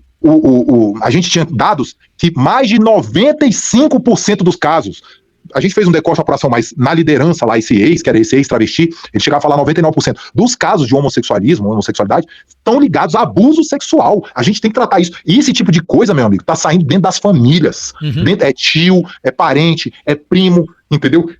Criança, porque abuso sexual não é só pedofilia, tá? Apesar de não ser errado utilizado, pedofilia do termo grego, pedos, tá ligado à ausência de pelo pubiano, entendeu? Então seria praticar um ato com pessoa que ainda não se amadureceu, digamos assim, sexualmente. Mas entre crianças, o que tem o tal de troca-troca, que é brincadeira de criança com atos homossexuais, faz ele de mulherzinha. E ali muitas vezes criança de 8 anos, 7 anos que tem uma ereção, penetrando o ânus do amiguinho de brincadeira, ou mais. Aí crianças mais velhas, 12, 13 anos, pedofilando, entendeu? Porque pedofilia não é só o maior de idade com o outro. Entre crianças, o mais velho, com diferença de idade, fazendo brincadeira de pedofilar o mais novo, brincando com isso. Isso até muitas vezes até entre irmãos, primos, entendeu? Então a gente tem que traçar que isso é outro recorte, outro mito. Não pode falar que é vítima de pedofilia, uma coisa tão absurda e ainda vai virar travesti. Um cara desse era pra ter ódio de homem. Calma aí. Aí eu vou entrar num campo muito mais sensível, mas com honestidade intelectual. De quem analisou o caso. A gente analisou mais de 1000 casos de pedofilia quando a gente montou essa associação e a temática toda. Deixa eu te perguntar, realmente, um cara mais velho, uma criança, ir lá e ter uma penetração violenta, quanto mais novo, ali vai ser traumático, vai sangrar, vai ser qualquer coisa. Agora, e um sexo oral? Um presentinho que é dado. Aquilo ali não vai ser assimilado como algo prazeroso na cabeça daquela criança. Então aqui, tá? Pode fazer o recorte. Aqui tá o nascido gay. São atos homossexuais, tanto de pedofilia, nesse sentido que eu mostrei, entre crianças ou entre adultos, que se traz ali uma antecipação de um ato sexual, entendeu? Num momento que não é devido, e também de uma forma que não é devida, por também ser no mesmo sexo, e ali aquela criança começa a ter uma assimilação, uma ausência paterna, muitas vezes até uma visão, entendeu? O homem muito agressivo dentro de casa, ou a mulher também muito agressiva, começa a ter uma assimilação, e aí realmente é um mundo que não tem como falar, mas que o recorte de abuso sexual, aí questão hormonal, criação, múltiplos fatores, mas que majoritariamente tá ligado a abuso sexual, tem que ter honestidade intelectual, análise de caso e coragem para se falar simplesmente o que foi observado e o que é presente. Mas hoje em dia você tem que ter coragem de falar o que é visto e o que é analisado. A patrulha ideológica, a censura é ampla. Não.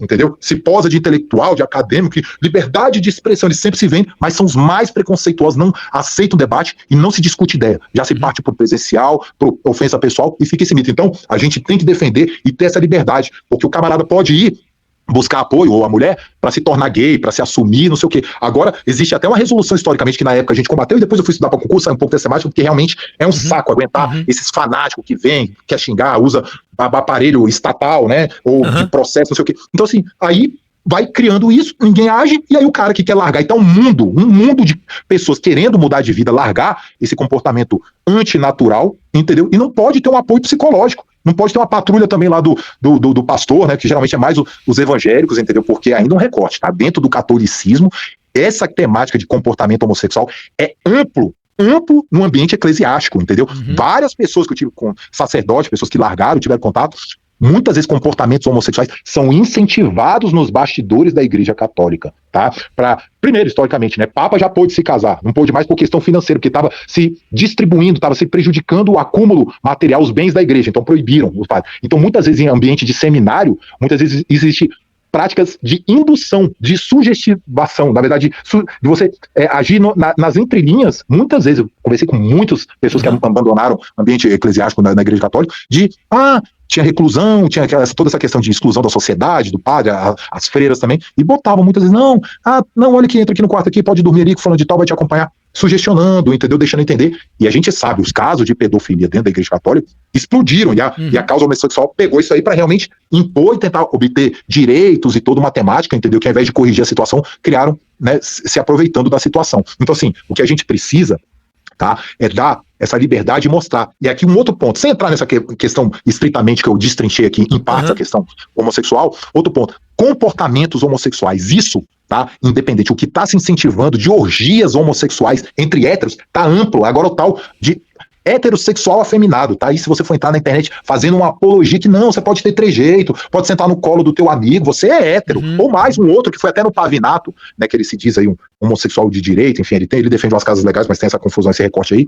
Mas aí foi fazer uma entrevista lá e um cara lá mais afeminadão falou assim, não, inclusive hoje tá cheio, eu mesmo namorei com um heterossexual não sei quanto tempo, aí ele começou a gargalhar, ele era 100% um homem falando que se relaciona com outro homem, mas é heterossexual. Eu falei, meu irmão, esse é o problema da desconexão, na verdade de você tratar, você não preencher significados com sentido, você utiliza um termo heterossexual, não, eu sou heterossexual, você um pouquinho mais, eu tô com 42, você é um pouco mais velho que eu, na nossa adolescência, na nossa infância, muitas vezes o cara, se ele achasse que ele fosse ativo, não, meu irmão, você vai lá, eu tenho eu como mesmo, eu sou macho, sou meu amigo, tô tirando onda que tu come, tu acha e se acha macho, entendeu? Não, isso aí não, mas só eu não deixo ele... Então assim, cara, são coisas que foram desconstruindo historicamente, entendeu? Até brincar, não, você tá estressado, chupa aqui, ficava essa brincadeira, ou seja, se o outro fizer no outro, não, é ele que é viado, eu só deixei. Então se for uma desconstrução que foram deixando, entendeu? Essa própria questão da sodomização da academia, no presídio, foi falando, meu irmão, calma aí, são comportamentos homossexuais, você vai ver lá, o pessoal até brincar, agora você vai enfrentar lá o negão na academia, lá no presídio, então assim, um negão másculo, musculoso, que come o outro, não é homossexual, entendeu? Foi meu amigo. Então a desconstrução do comportamento, porque a heterossexualidade, ela é desenvolvida e aprendida, entendeu? Realmente são comportamentos, você tem que ensinar pro teu filho que, ó, mulher faz assim, não sei o que, tal, né, tem um papel histórico, a virgindade, que realmente é uma biologicamente tá ligado, né, o ímen, a mulher, não, então beleza, é depois do casamento, ou não sei o que, é o homem, é o marido, você tem aquele jeito, né, de ensinar a filha, você que foi pai, eu não fui, de mulher, então, e aí muitas vezes o homem também, de ter uma construção, e aí realmente a gente sabe que historicamente, se aceitar, não, o homem, meu irmão, não tem essa não, tem que comer todas mesmo, esse negócio de casar virgem, não sei o que, então não, a mulher é puro, o cara é meu pegador, não, então assim, realmente existiram, lógico que isso não era amplo, eu mesmo vim de uma família tradicional, meus pais, não, quando você conhecer uma mulher boa pra se casar, eles tinham uma educação, entendeu? E a gente não tinha, nós somos 3 homens, não tinha mulher, e realmente, né, nunca ninguém levou namorada, ficante ou qualquer coisa pra casa dos meus pais, não aceitava, não é que era homem, que pode, não, então eles tinham um recorte que se tivesse uma mulher também seria a mesma coisa, entendeu? Porque muitas vezes também tratam, não, porque o homem é ensinado do jeito, não, calma aí, vamos ter cuidado, porque muitas vezes o papel de figura, de honestidade, de lealdade, fidelidade, ele é ensinado para homem e mulher, independente do sexo, né? Então, assim, o que eu quero só, resumindo, é que a gente tem que enfrentar essa temática, entendeu? Com honestidade, sabe? Até a gente, esse jeito, né? Muitas vezes eu me empolgo, entendeu? Pra falar, falo com vibração, mas assim, sem fanatismo, sem agressão, sem xingamento. E são entendeu? coisas que tem que ser conversadas, não tem jeito. Sim. Não dá pra passar por cima. Liberdade, não pode se jogar pra debaixo do tapete e nem ter tempo. Ai, Matheus, tá falando isso, mas como é que eu vou fazer? Ou não sei o que, porque meu... Aí, né, nesse ambiente é muito delicado, porque o cara tem um filho que tá com comportamento homossexual. Eu falei, meu amigo, deixa eu te fazer, só pra deixar mais um recorte aqui, porque o homossexualismo não é o maior pecado do mundo. Tá? Que nem eu, né, a gente vai falando, ficou misturando. Então, pra voltar nisso, né? Cara, traição, entendeu? Agressão, mentira, poligamia, entendeu? Cara, são atos antinaturais. Você tem um órgão sexual, a mulher tem outro, como é que você vai se relacionar com 3, 4 mulheres? A mulher, então assim, né, se a gente for ver filosoficamente, entendeu? Você vai ver que não encaixa, entendeu? Dividir amor, não sei o que, não precisa ter um recorte estritamente religioso, apesar que a religião tem o seu papel de defender mais esse aspecto. Mas então assim, né, traição, poligamia, poliamor, comportamentos de orgias, que, né, a gente vai fala muito até mais, amplamente, o pessoal tomando, agora é o tal da bala, né, o MD, que é uma droga sintética do amor, que dá uma sensibilidade. Nas orgias, e os homens, aí nesse aspecto tem um recorte muito pior, fetiche de sair e ter relacionamento com 2 mulheres ao mesmo tempo, entendeu? Ou então agora as mulheres no suposto direitos iguais exigindo também dela sair com 2 caras e ali, entendeu? Bebeu, fez não sei o quê, um tem um ato com o outro ali, não, mas é só amizade, cada um é hétero. Então assim, a gente tem que ver que a heterossexualidade também é comportamental, você tem que calma aí, é postura, é uma atitude, é não praticar tais atos. Então, assim, os problemas sociais são amplos, entendeu? O homossexualismo não é o único problema ou o maior problema. Existem muitos problemas sexuais. O que eu quero fazer o recorte é só de não ter essa censura, de não poder se tratar como um problema comportamental no aspecto científico, tá? Cientificamente, é um comportamento. Entendeu? Então, hoje é aceito, não sei o quê. Então, beleza. Aí outra coisa que a gente vai discutir. Agora, de se tá trabalhando e colocando isso como ensinamento normativo para crianças, adolescentes e até incentivando adultos a praticar, eu tenho o direito de ser contra. Por que eu não posso? Você está fazendo apologia ao orgulho gay, então eu vou fazer o orgulho hétero. Ué, Você não tem? Então, por que só você pode? A parada do orgulho gay, não vamos fazer a parada do orgulho hétero, qual é o problema? Não pode, Então, assim, esse que é o problema, entendeu? O tradicional é preconceituoso agora. É o pau que bate em Chico e não bate em Francisco. Então, assim, é o problema de estudo, porque a gente sabe, analfabetismo cultural no nosso país, só pra você ver, a gente tem um presidente da República, eu fui puxar o currículo dele pra ver, cara, será que é verdade? Realmente, o Lula só tem até a 5ª série. Ele fez depois um curso especializante aí do Senac. Eu te pergunto, um cara desse vai ficar vendendo essa mentira, esse vitimismo que veio lá do Nordeste, pobre, isso lá em 1900 e bolinha, um velho de 80 e poucos anos, pouco tempo desse, meu irmão, uma senhora de 83 anos terminou a faculdade de medicina. Um cara desse não ter feito um desses cursos de, antigamente ele chamava até de Mobral, né? Cara, tipo assim, um cara desse não ter se terminado nem o ensino fundamental e nem o ensino médio, depois de não sei quantos anos, milionário que ele é. Tá? 2 meses atrás ele estava transferindo 700 mil reais de antecipação de herança pro filho dele, entendeu? Vive de luxo, né? Socialismo pros outros, capitalismo pra ele, entendeu? Essa janja, bolsa cara, e comendo paca aí, que é um objeto, um animal protegido de caça, mas que, beleza, tem um criador que é liberado dos 300 reais o quilo da carne, um cara desse se vendendo de humilde, de não sei o que, o cara desse é o esquerdismo caviar, o cara ama luxo e sem mérito. Tá? Porque uma coisa é você ser, beleza, você saiu da pobreza, que não foi o meu caso, mas o cara venceu, montou uma empresa, e meu irmão quer andar de Ferrari, de helicóptero, que massa, meu irmão, tu venceu, tu foi, lavou chão, lavou banheiro e venceu na vida, que legal, pode até ostentar, fazer o que com o teu mérito, agora o cara ostentar à custa do nosso trabalho, entendeu? À custa da pobreza que eles criam, porque é salário mínimo pro povo, pra eles é salário máximo, é teto, é extra-teto, é duplex, que nem o dado que eu dei. Mais de 97% dos juízes ganharam mais de 100 mil reais e 94% mais 97%, mais de 94% ganharam mais de 100 mil reais, ganharam mais de 1 milhão de reais acima do teto e 97% acima de 100 mil reais por mês, com dinheiro de imposto, meu amigo. Caramba. O próprio nome fala, é o autoritarismo, é imposto, não é querendo, tá? Arranca de você, muitas vezes antes de você vender, você já paga um imposto retido e não se discute nada, e aí o Lula fica assim, a cada 27 dias do mandato do Lula, a cada 27 dias se criou ou se majorou um novo imposto nesse Brasil, então se romantizando isso, não, é 1% só no ultra rico, você fala, meu amigo, deixa eu te falar uma coisa, isso é por causa do preconceito que vocês têm, que vocês acham que rico no Brasil é sinônimo de ser ladrão. Não é só do rico, então quer dizer que o cara tem mais, porque ele batalhou mais, conquistou mais, teve uma estrutura familiar, deixaram herança pra ele, o pai não foi um alcoólatra, a mãe não foi uma perdida na vida, não torrou o dinheiro com tudo e deixou pra família dele, tu tá cobiçando o bem do cara, meu irmão, se tu é pobre, se a tua família, seu pai foi alcoólatra, sua mãe foi da vida, não sei o quê, meu amigo, dá a volta por cima, é possível, você não precisa ficar carregando a história do seu pai, agora vença, tenha os seus meios, construa o seu patrimônio, dobre a sua jornada, ao invés de ficar assistindo novela, que nem o Brasil é fanático, o Big Brother, meu irmão, tanto de curso online, se capacita, muda, é possível você mudar o seu destino, entendeu? A pobreza não é esse fatalismo comunista que precisa de Estado, de governante. O empreendedorismo está aí, é a maior forma histórica de distribuição da riqueza. E haja vista a própria China, que os comunistas amam falar, mas é a economia mais capitalista do mundo. Quando Mao Tse-tung fez a revolução cultural, a reforma, aquela atrocidade comunista lá, quando entrou Deng Xiaoping, quando ele fez a abertura econômica, ele teve um contato com o Milton Friedman, com a prosperidade econômica dos Estados Unidos, falou, meu irmão, vamos mudar isso aqui. E aplicaram tão bem feito que hoje é a economia mais competitiva do mundo. Entendeu? Mas a política, aí sim, são bem comunistas, a ditadura absurda, entendeu? Então, a gente tem que fazer esse recorte. A gente tem que ver que é possível emancipar e tirar esse vitimismo desse Lula, que é um cara com 81, 82 anos, ter a 5ª série e falar que é o maior para que mais abriu faculdade de educação, você é um hipócrita, educação pros outros e pra você não. Que beleza, por isso que a gente vê isso. Então, assim, independente disso, tá? O que a gente precisa fazer, e a gente tem que conseguir metas da Ucrânia agora, né, que tirou o Orbán lá, mas 97% dos votos foram pra direita lá na Ucrânia. A gente tem que implementar isso, a gente tem que eliminar essa falsa oposição da esquerda. O que a gente pode ter é dentro da direita. Um é a favor de tal coisa, o outro, vamos democraticamente discutir. Isso é oposição de verdade, no sentido intelectual. Não essa agressividade, esse xingamento, essa desonestidade. E um outro recorte, nesse caso do Flávio Bolsonaro, já estão aí de novo, a neta do Lula, semana passada foram vários acontecimentos, né? Ela fez um vídeo da rachadinha, botando o Flávio Bolsonaro dançando lá todo afeminado, uma montagem lá, olha a dança da rachadinha. Eu falei assim, meu amigo, olha, eu na época acompanhei esse caso, tá vindo à tona, mas só uma coisa que não está se analisando. O primeiro parlamentar suspeito de movimentações atípicas, conforme o COAF, foi um deputado do PT. Ele movimentou quase 50 milhões de reais. O segundo, um deputado do PDT, da esquerda também, quase 40 milhões de movimentações indevidas. Entendeu? Na verdade, 39,3, né? E aí, foram 20 movimentações atípicas. Você sabe onde está o Flávio Bolsonaro? Não estou defendendo ele. Eu acho que ele tem até que se explicar o que é isso. Mas ele era o 16º. 1,3 milhão. Pô, 1,3 milhão. É dinheiro. Vai que foi rachadinho.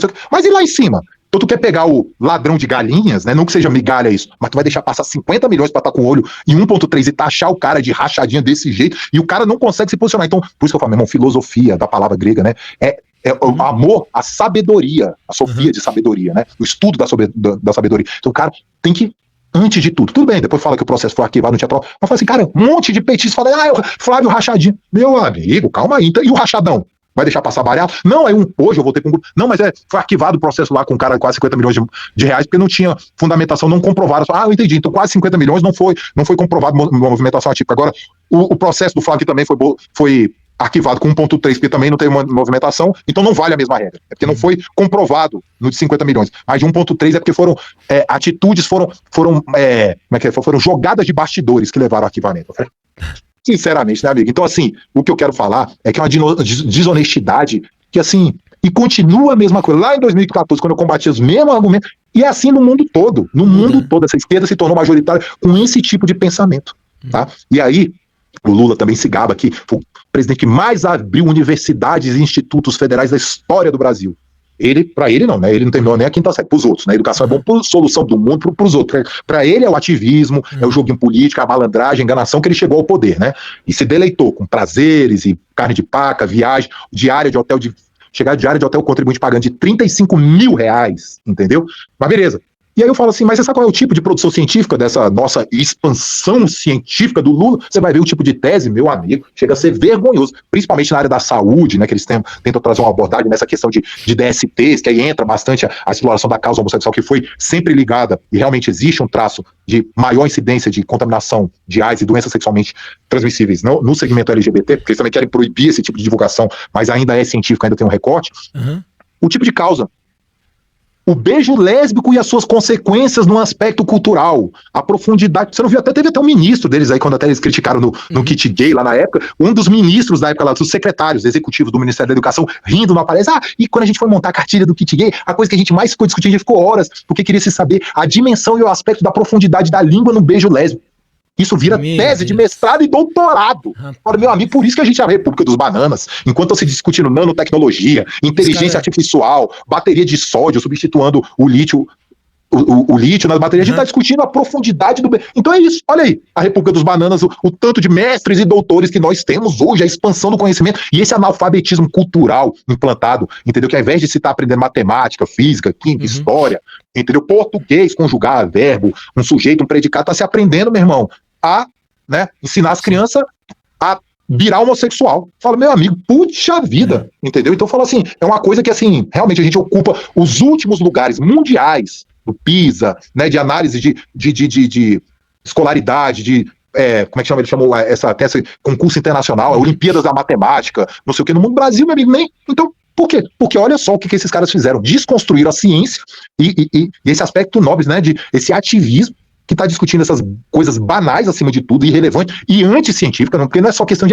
né, num outro momento, não, é porque não tem nem ciência nisso, e principalmente ainda bota essa ideologia para uma criança que não tem nem capacidade de julgar o que é certo e errado, e liberando no Brasil, entendeu? Criança já tem história no Brasil, sendo autorizada nessa justiça, nessa injustiça que ninguém controla, né, que o problema não é que os juízes se acham Deus, o problema é porque eles têm certeza que são, entendeu? Então não é só, então o cara vai lá dar uma canetada, libera um moleque de 10 anos de idade, meu irmão, a fazer essa mutilação de genitália ou começar a tomar hormônio, entendeu? Para virar algo que ele nunca vai ser, entendeu? E aí de você ser objetivo, ser analítico e defender a ciência, porque aí vamos ver com um monte de nomezinho preconceituoso para te taxar um monte de coisa, derrubar o seu canal, tirar o seu direito de fala, você não pode se expor, e pronto. E fica essa idiotização coletiva que era utilizado, inclusive por Lenin, né? Que ele falava do idiota útil, né? Vamos pegar esses idiotas úteis e vamos fazer a revolução através dos outros, no mundo, na sociedade, com isso, que são os fanatizados. Bota um carguinho nele, que a gente vê o tanto de criação de cargo comissionado aqui na Esplanada quando o PT assume, bota a companheirada toda, então esses caras não pensam com a mente. Primeiro que não tem capacidade, não foram formados por isso. E outra coisa, meu irmão, no bolso. Vai lá, faz isso, não sei o quê, porque senão, segunda-feira, tu não, entendeu? Teu cargo já tem outro aqui. Então, cara, meu amigo, pensa com bolso, entendeu? A qualquer forma, não só com bolsa, né? Parece que ele não usa nem a mente para pensar, além de não pensar com a bolsa, de não pensar com a mente, pensar com o bolso, parece que esse segmento só pensa com o órgão excretor, né? Porque o que sai de porcaria, o que sai de besteira, além de usar, né? Parece que é a boca e a mente ligada a isso, os caras só pensam nesse tipo de coisa, então, e aí? Vamos ficar calados, vamos defender a ciência, a honestidade, o debate dialético, Ou vai ficar esse ambiente informatizado? Não, porque ou é Bolsonaro ou é Lula. Meu irmão, não quero nem saber. Eles que se cuidam da vida deles se defendem. O que eu quero saber é quem é que vai defender essa redução de carga de imposto. Porque isso afeta a minha vida, a sua, essa segurança pública. Entendeu? Que a gente não pode andar aqui. Bandido toca o terror, polícia não pode entrar em determinado lugar, e muito mais o cidadão. Um presidente que defende que o cara vai roubar um celular só pra tomar a cervejinha dele. Mas é que absurdo, imagina, a pessoa for roubar um celular, a pessoa vai lá ser, né, temos que ser contra a arma de fogo. Imagina, por causa de um celular você vai matar a pessoa, entendi, mas o bandido, por causa de um celular, ele pode te matar. Agora você, para se defender desse patrimônio que você deixou de estar com a tua família, de estar acompanhando muitas vezes o pai, muitas vezes um homem de caráter não acompanha a criação do filho, porque tá lá fazendo plantão, ralando, trabalhando para trazer o melhor para casa dele, entendeu? Não acompanhou ali o desenvolvimento dos filhos, principalmente grandes empresários. Nossa, eu trabalhei tanto que não acompanhei, entendeu? Então um cara desse vai roubar o celular dele, a vida dele que ele botou atrás daquilo ali, as oportunidades que teve, não tem nada não, porque a nossa lógica é sobre a perspectiva do bandido, entendeu? Não é de quem ralou, quem trabalhou, quem procurou fazer o bem, entendeu? Para constituir aquele bem que abdicou da vida, entendeu? Então nada mais justo, meu irmão, veio roubar um celular, meu amigo, tiver uma faca, uma arma, um revólver, tem que eliminar uma pessoa dessa, por quê? Porque a pessoa dessa tem que ter temor e saber que o ato que ela se dispõe até matar para roubar, ela tem que saber que ela tem que correr o sério risco de morrer porque ela tá querendo roubar e colocar a vida da pessoa em risco ou tirar aquele patrimônio que é uma vida por trás daquilo e sonhos que abriram mão de atitude, momento de lazer para constituir aquele bem. Então,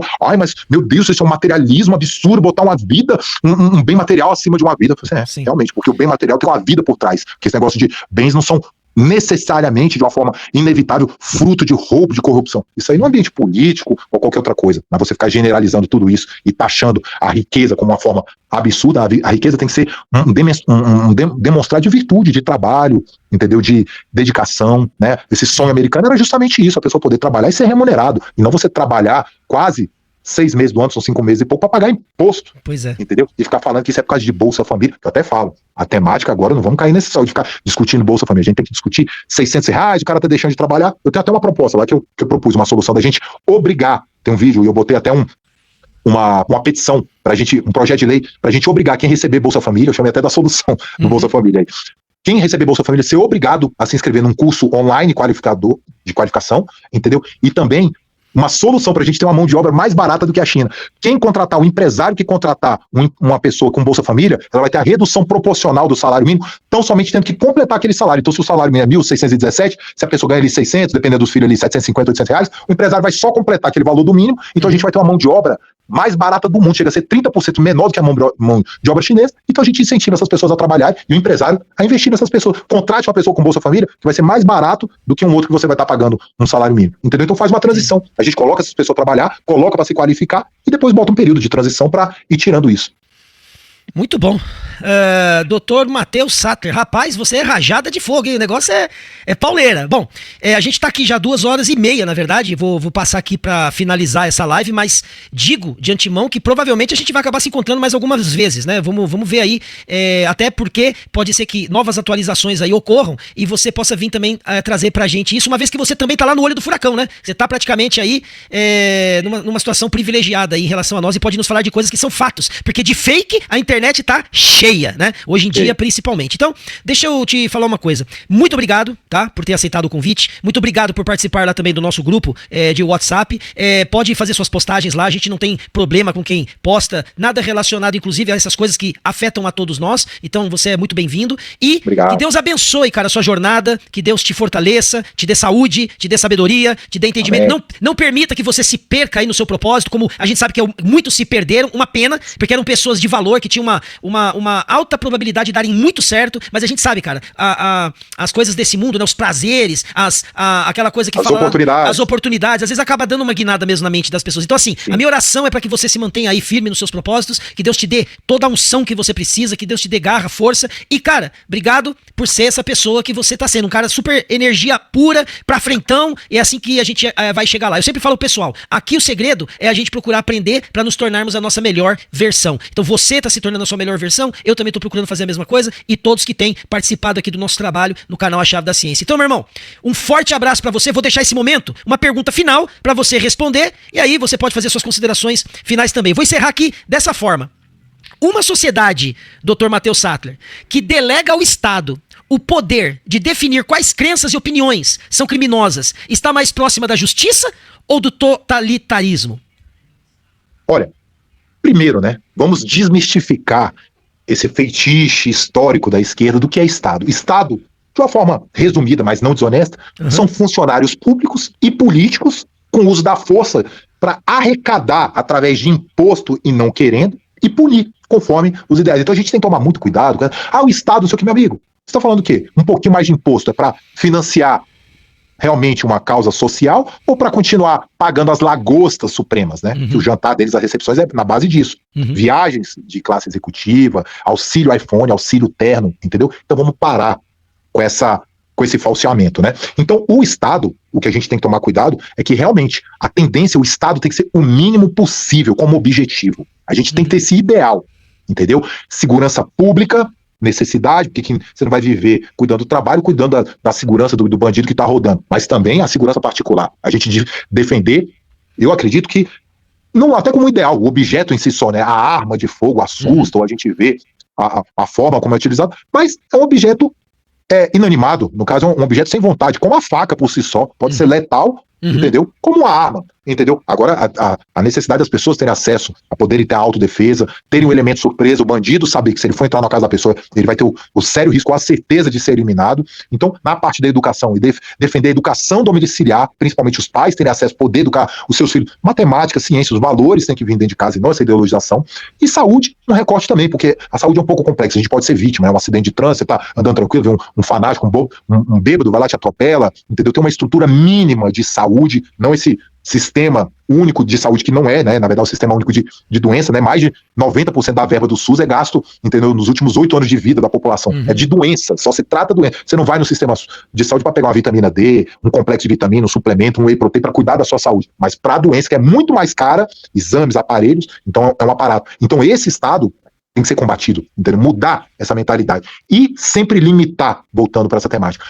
Políticos e funcionários públicos têm que saber que eles são empregados do povo, entendeu? E a sua atuação tem que ser em prol do povo e sempre controlada para que realmente não vire essa censura e esse patrulhamento, né, aos opositores e realmente esse aparelhamento da máquina pública em prol de ideologias, né? Não é trocar. Vamos sair à esquerda, vamos ocupar lá a direita e continuar. Não, tem que realmente mudar a essência do pensamento, né? Então, nesse ponto, eu acho que a gente tem que defender o free speech, né? Nos Estados Unidos, eles falam muito, liberdade de opinião, você poder falar, saber que tem consequências, mas realmente criminalizar o discurso, sabe? Nem com o suposto discurso de ódio, que também, é um discurso de ódio, calma aí. Um discurso no campo da fala, do ódio, que não é materializado, que não está realmente pegando, matando, o que quer que seja, a gente pode se discutir uma indenização, não sei o quê, mas a gente tem que ver, que a gente tem que deixar o maluco ser maluco, e ele poder falar as maluquices deles para trazer consciência para a população e falar assim, meu amigo, nossa, até no âmbito da direita, ele fala, entrou com um pedido para se caçar o vídeo. Fala, não, meu irmão, isso é um erro. O cara te acusou, caluniou, você tem que entrar com um pedido para emendar o vídeo dele e botar o direito de resposta. Ele falando e depois você destruindo todas aquelas falácias e mostrando por que aquele argumento, por que aquilo é mentiroso. Você tem que dar exposição pro mentiroso, ser mentiroso, para a população identificar. É mesmo, e é isso aqui. E não suprimir. O cara ter o direito, entre aspas, de falar mentira, lógico que ele vai ser responsabilizado, porque a mentira não vai 1000 vezes ser repetida para virar verdade. Entendeu? Vai ter que ser exposta e ter a oportunidade. A censura tem que ser mínima, né? Realmente ligadas à criança, a imagens, essas coisas para criança, realmente você tem que não ter medo, né? Porque fala, não, a censura toda ela é horrorosa. Não, existe uma censura pontual, entendeu?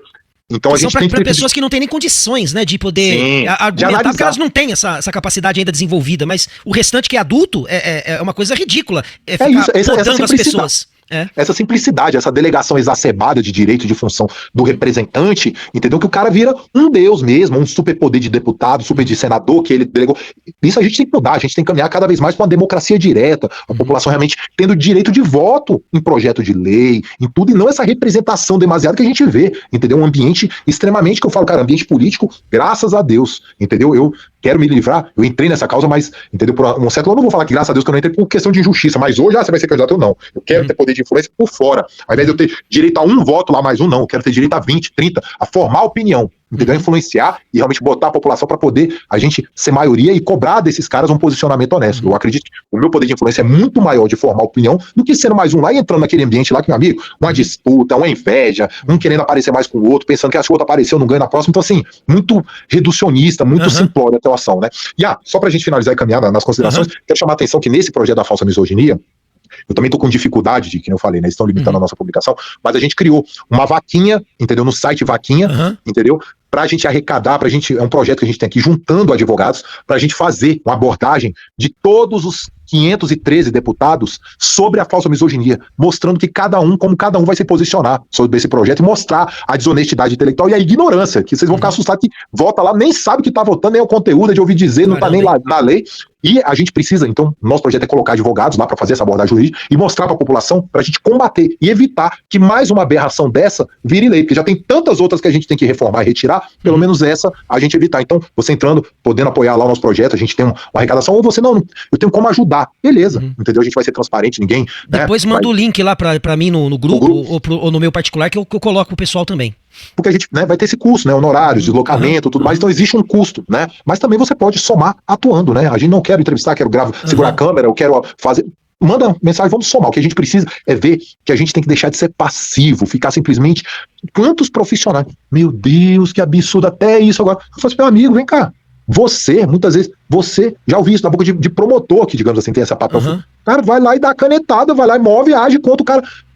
Tudo é um absurdo e fala, meu amigo, age. Então cada um tem uma possibilidade, conforme a sua instrução, o seu conhecimento, entendeu? De você agir e mudar a sua microsfera ou a macrosfera. O importante é você fazer alguma coisa. Então, é isso que eu tô chamando a atenção. Você querendo somar em qualquer dessas temáticas, atuar, saiba que você tem um potencial dentro da sua esfera ou dentro da sua limitação temporária, né? Porque também, né? Você tem que buscar se qualificar, se emancipar, mas saber que você pode ser útil divulgando a notícia, passando um link, comentando, compartilhando, liderando, formando um grupo, entendeu? Então, assim, o importante é a gente saber que é possível mudar e a gente tem que acreditar e agir. Perfeito, perfeito. Meu queridão, muito obrigado, tá, pela sua participação aqui. A gente vai se falando então depois. Tu quer fazer uma consideração final? Quer dar uma boa noite aí pro pessoal? Fica à vontade aí. Tá, só uma boa noite, obrigado pela oportunidade, entendeu? Eu tive, né, que me retirar para estudar, trabalhar outras coisas, mas eu acho que hoje a vida moderna, e você tem que prestar atenção nisso, que hoje a gente precisa de uma arte da conciliação das múltiplas tarefas. Muitas vezes você é pai, você é mãe, você é dona de casa, ou você é dono de casa, você é empresário, você trabalha, você é vigilante, trabalha à noite. Então você tem que saber segmentar e se organizar para você ter aquele momento ali da atividade física, um momento da leitura, um momento do questionamento e cuidado com esses especialistas. O especialista falou que tal coisa, não sei, toma cuidado. Especialista de quê? Especialista nomeado por quem? Especialista com qual formação? Então, né, faça esse recorte, questione, entendeu? Mas não viva numa eterna dúvida, se posicione, né? A vida, a ciência, ela é complexa por natureza. A gente tem que observar, tem que analisar. Existe um método científico de reprodução, verificação, de falseamento, de contrafalseamento. Então, não se espante, busque e veja que o conhecimento ele é ilimitado. É muita coisa, então comece a fazer que, com certeza, você melhorando 1% a cada dia, no segundo dia você está 2% melhor. Depois de 10 dias você está 10%. Depois de tanto tempo você já é outra pessoa, com uma coisa, nossa, mas aquele ali, entendeu? Então acredite, e nós seres humanos, nós tendemos ao hábito. Então tome cuidado com as suas atitudes, com o que você vai experimentar, porque aquilo ali, seu organismo tende a querer continuar com aquilo. Então, se você for tomar uma atitude, tome cuidado, que ali você pode estar tendo uma consequência que vai envolver um trabalho ou um retrabalho muito maior para você mudar aquilo ali. Não experimente qualquer coisa na sua vida sem... Eu quero fazer um recorte final.